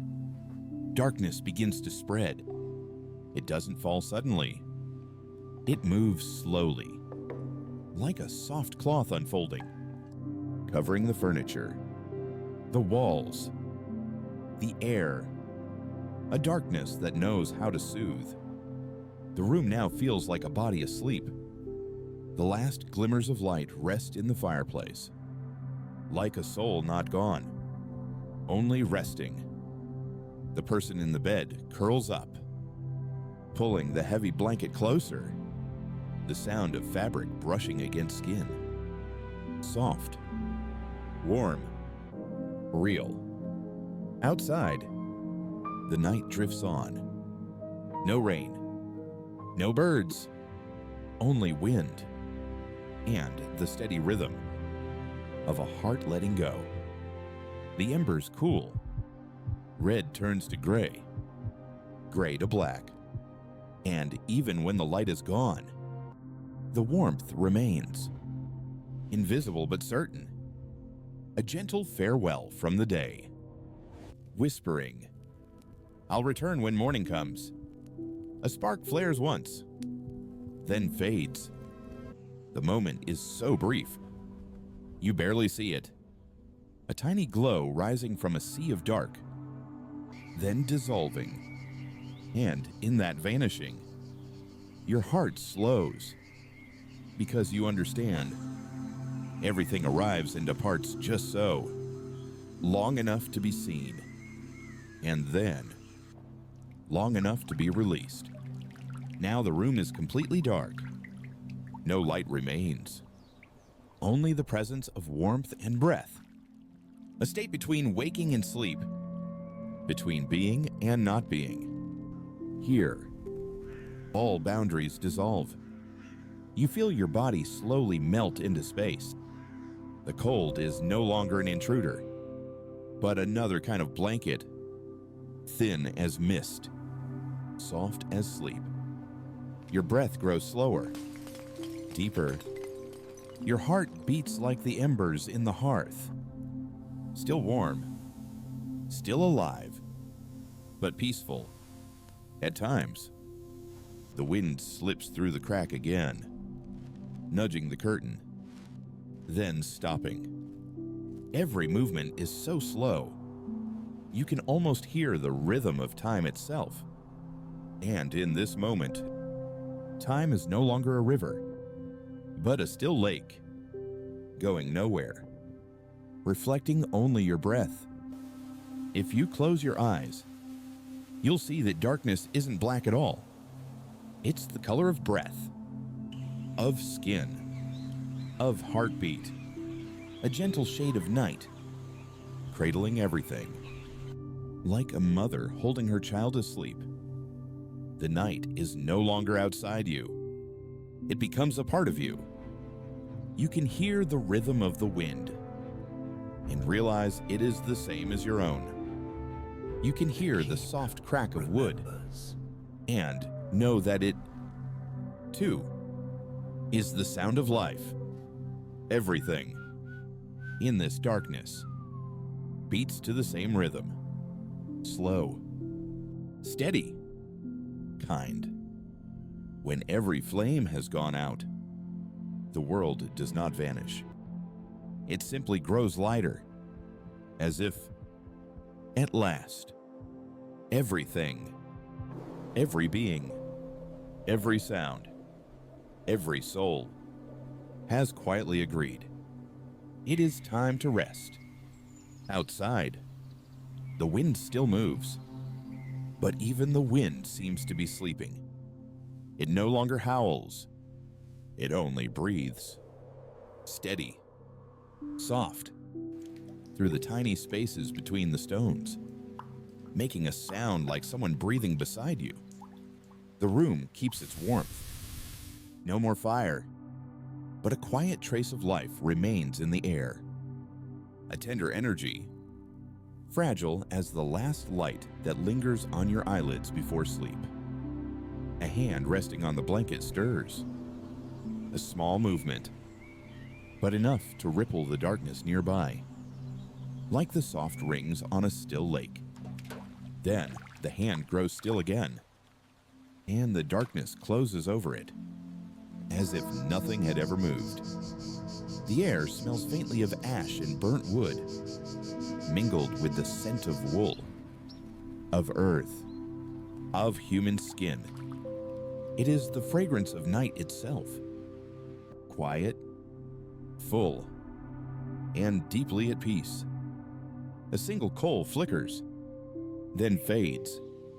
For a heartbeat, a tiny glow shines through the dark, a pulse of light, reminding you that even when night covers everything, life still remains, only breathing slower now, If you listen long enough, you'll realize that the sound is still flowing, not from outside, but from within.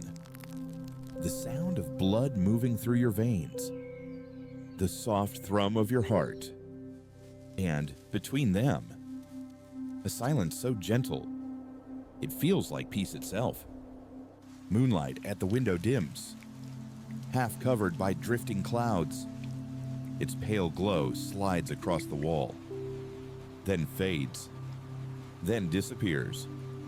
The room now holds only the color of breath, a kind of light that cannot be seen, only felt through skin, through the quiet pulse beneath it. Everything begins to merge. Darkness, warmth, wind, and you. There is no longer an inside or outside. You are no longer lying in the room. You are inside the night.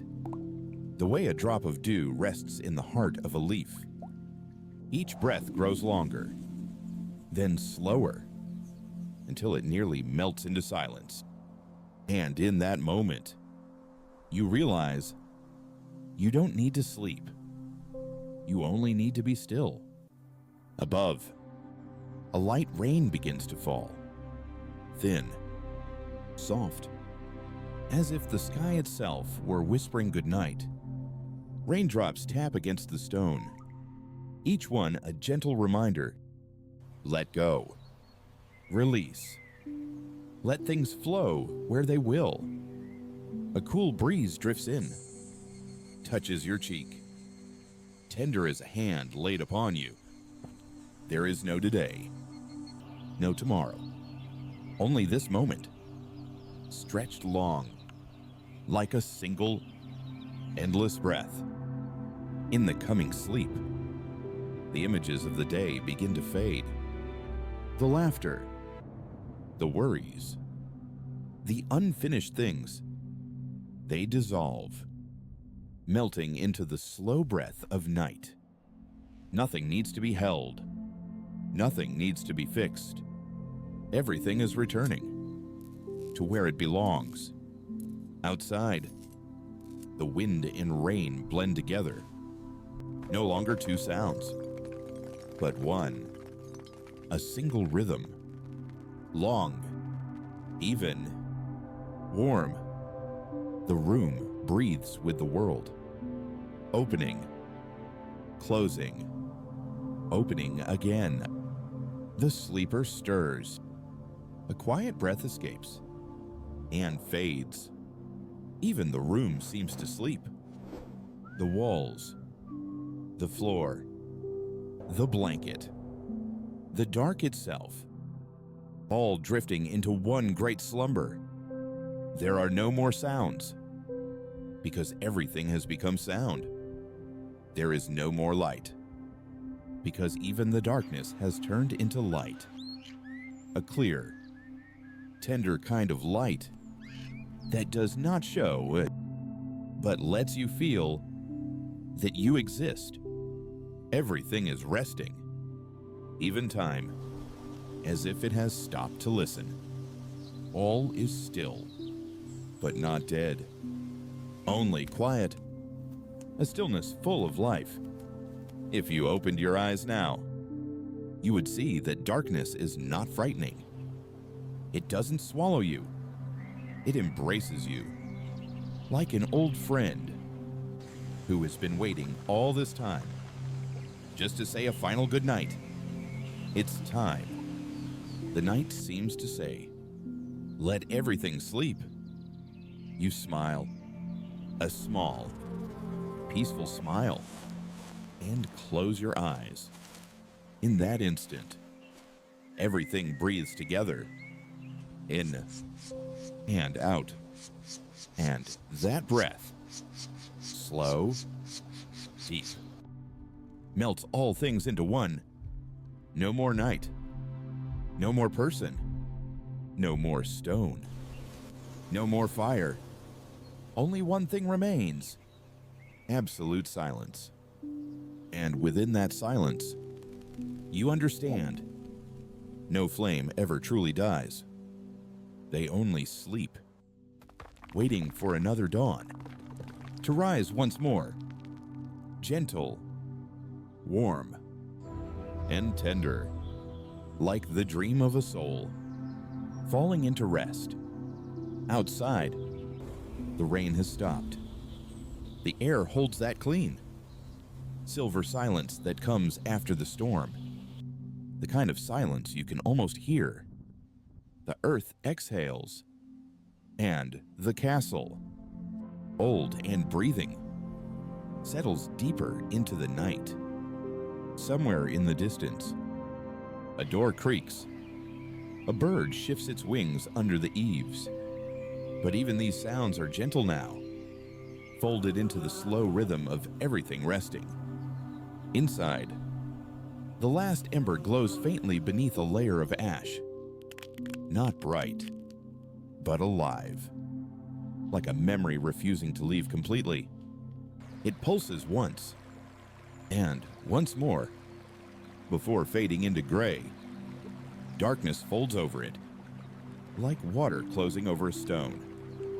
There is no final sound, no ending, only a quiet return. The person lying in the bed sighs softly, their breath shallow, peaceful. Blankets rise and fall in the rhythm of the night's pulse. In the faint light that remains, their outline blurs, the border between body and air, dissolving into one. The stones of the castle hum with their own warmth. They have held centuries of fire, of footsteps, of whispered prayer. They remember everything, but they ask for nothing. The night has no need for stories now. It only needs stillness.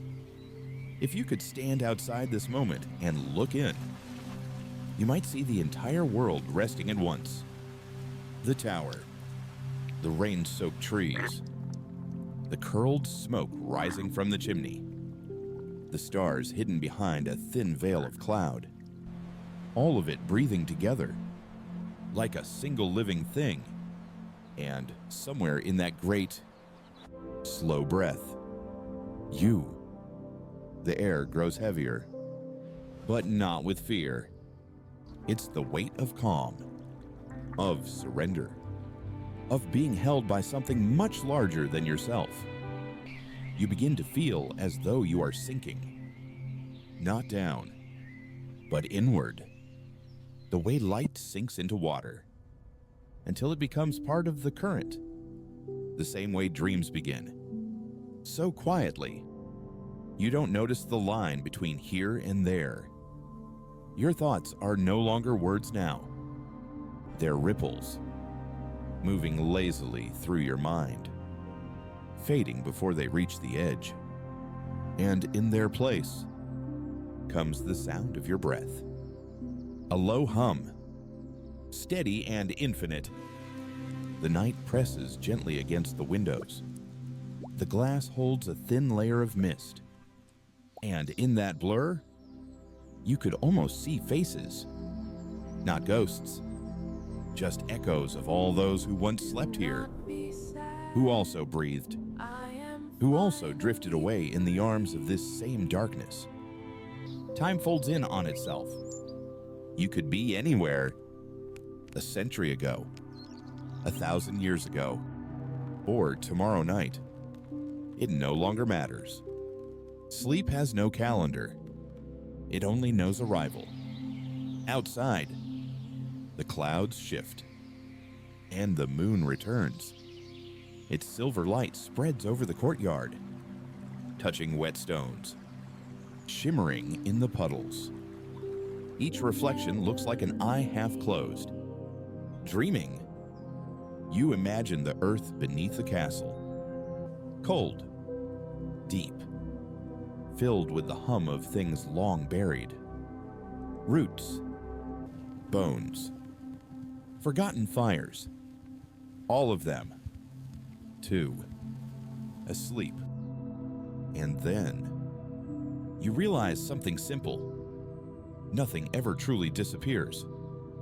The warmth of fire becomes the memory of warmth. The echo of footsteps becomes the silence that holds it. The breath you take now will drift into someone else's dawn. In that thought, there's peace. The person in the bed moves one last time. A small sound escapes their throat. Half sigh, half dream. Then stillness returns. Total, gentle. The castle listens. It always has. Walls that once shook with storms now hum softly, content with quiet. The air feels thick, like velvet draped over everything. Soft, protective, endless. Your body becomes lighter. Each limb drifts further from its own weight. The cold no longer bites. It soothes. The warmth no longer burns. It cradles. Every contrast dissolves. Light and dark. Sound and silence. You and everything else. There is only breath. And even that is starting to slow. At the edge of awareness, you can feel your heart sinking with the rhythm of the world. Each beat is a quiet knock, a reminder that you are still here, but gently letting go. And as you hover there, between waking and the deep unknown, you feel something vast, something kind, wrap around you, like the night itself exhaling, saying, you can rest now. If someone were to walk by and look into this room, they would not see a person. They would see a shape of peace, a silhouette softened by sleep, a faint warmth pulsing beneath the still air, a living flame. Resting. Outside, the moon slips behind the clouds once more. The wind sighs through the trees, then fades. Even the rain, that endless whisper of the world, has gone quiet. The castle sleeps. The world sleeps. And you, somewhere in the center of it all, drift deeper, beyond thought, beyond name, into a place where even dreams fall silent. There is no light here, no sound, no fear, only the soft heartbeat of existence, steady and vast. And in that heartbeat, you realize the night is not something outside of you. It's inside you. It always was. Every flame that ever burned, every breath that ever rose into the air, is still here, woven into the dark, waiting for you to rest beside it. And now, you do. The last lullaby. Maybe tonight. You don't have to fix anything at all. You don't have to be perfect, or try to understand everything. You don't have to worry about what's unfinished. The world can wait until morning. For now, the night belongs to you. Just sit for a moment. No light, no phone, no noise, only breath. A deep inhale and a long, gentle exhale. Breathe in and let the cool air fill your chest, softening every heartbeat. Breathe out and let your thoughts drift away, like thin trails of smoke dissolving into the dark. Everything outside is fading farther and farther away. Voices, faces, unfinished plans, all sinking down, like dust settling at the bottom of the air. You don't need to hold them.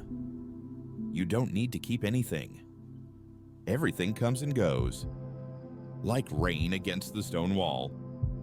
At first, a rush, then a whisper, then just the quiet rhythm of falling. And then it stops. Rain never falls forever. Days never stretch forever. And even worry passes like clouds. It all moves on, leaving the air cleaner. Call me. You are not Like now. forgotten. Listen. The wind outside is brushing softly against the window. The curtain shifts. You can hear your heartbeat. Steady. Warm. Still here. Everything is joining in. Like a song so quiet. Only you can hear it. Tonight, no one needs you to be strong.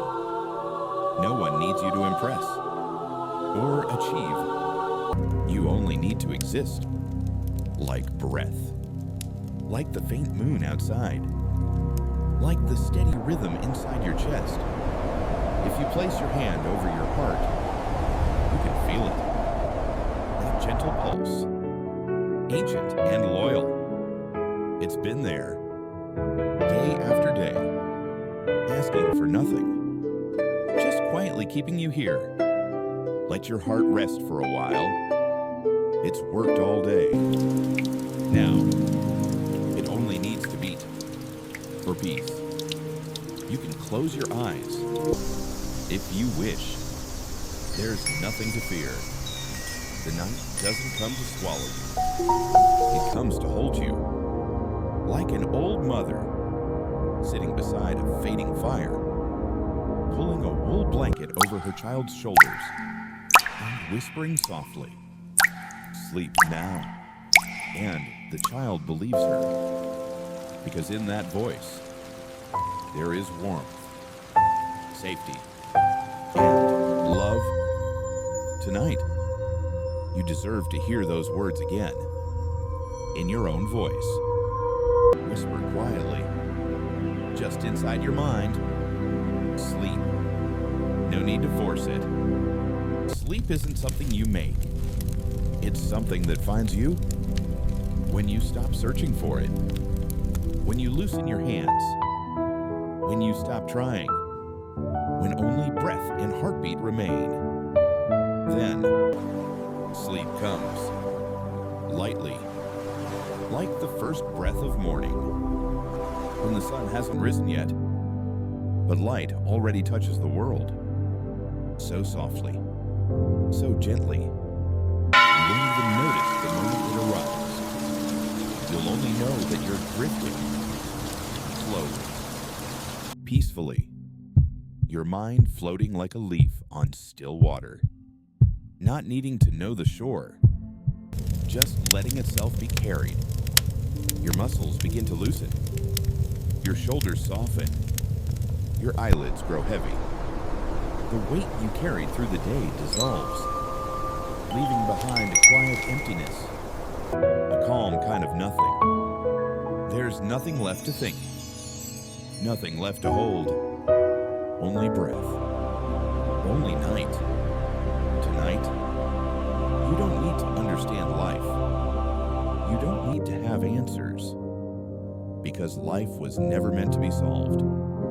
Sometimes, it only needs to be rested. So let yourself be still. Slow down. Melt into the darkness. Let your soul rest a little before the morning comes again. If you feel even a little more peaceful now, just a little, that's enough. The night is almost over now, but it doesn't rush to leave. It lingers, like someone who doesn't want to wake you. The wind outside has calmed. The walls are quiet. The air heavier, full of the scent of rest. If you listen closely, you can hear time itself slowing down, each second stretching longer, so soft it barely exists. Your breath moves with it, in and out, in and out. Each inhale bringing in peace, each exhale letting go of everything else.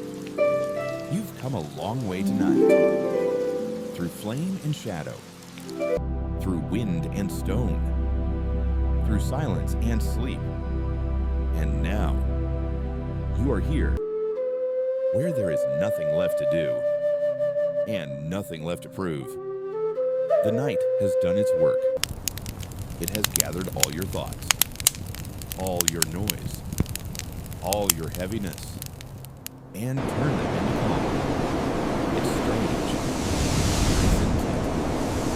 How peace never comes by chasing it. It arrives only when you stop running, when you sit still long enough to remember that you already have it inside you, quietly waiting, somewhere beyond the window. The sky is beginning to change. Not light yet, but not dark either. That soft, in-between color, where the world starts to dream of morning. The stars are fading. They don't disappear. They just step back, making room for the sun and the moon. Silver and tired, drifts slowly down behind the hills. You can almost feel it. That first trace of warmth touching the air. It's faint, but real, like a memory of light. Before light exists, you are still lying there, but you're not really here anymore. Your body is quiet, your mind adrift. Thoughts no longer form words. They move like shadows, then vanish. Every part of you is softer now. Your breath, your heartbeat, your very sense of being, even your name feels distant, as if it, too, is falling asleep. This is what it means to rest completely, not to disappear, but to return to the simple rhythm of life that has always carried you. If someone were to look at you now, they wouldn't see tiredness. They would see peace. A human being, completely at ease with the world. And maybe, somewhere deep down, the world feels that too. The air feels lighter. The ground beneath you hums quietly, as if whispering thanks for the stillness you've brought. There's a wordless connection here, between you and the night, between breath and silence, between the end and the beginning. Everything is woven together by something invisible, something kind. This is the secret of sleep. It's not an ending. It's a gentle return to the place we came from. Warmth, quiet, and light.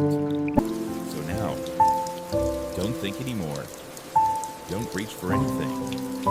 Just float. The night will hold you. The air will carry you. The world will keep breathing for you until you wake again. And when you do, the morning will be here. Pale, soft, tender as a sigh. You'll open your eyes, and for a moment, you'll remember none of this, but your body will.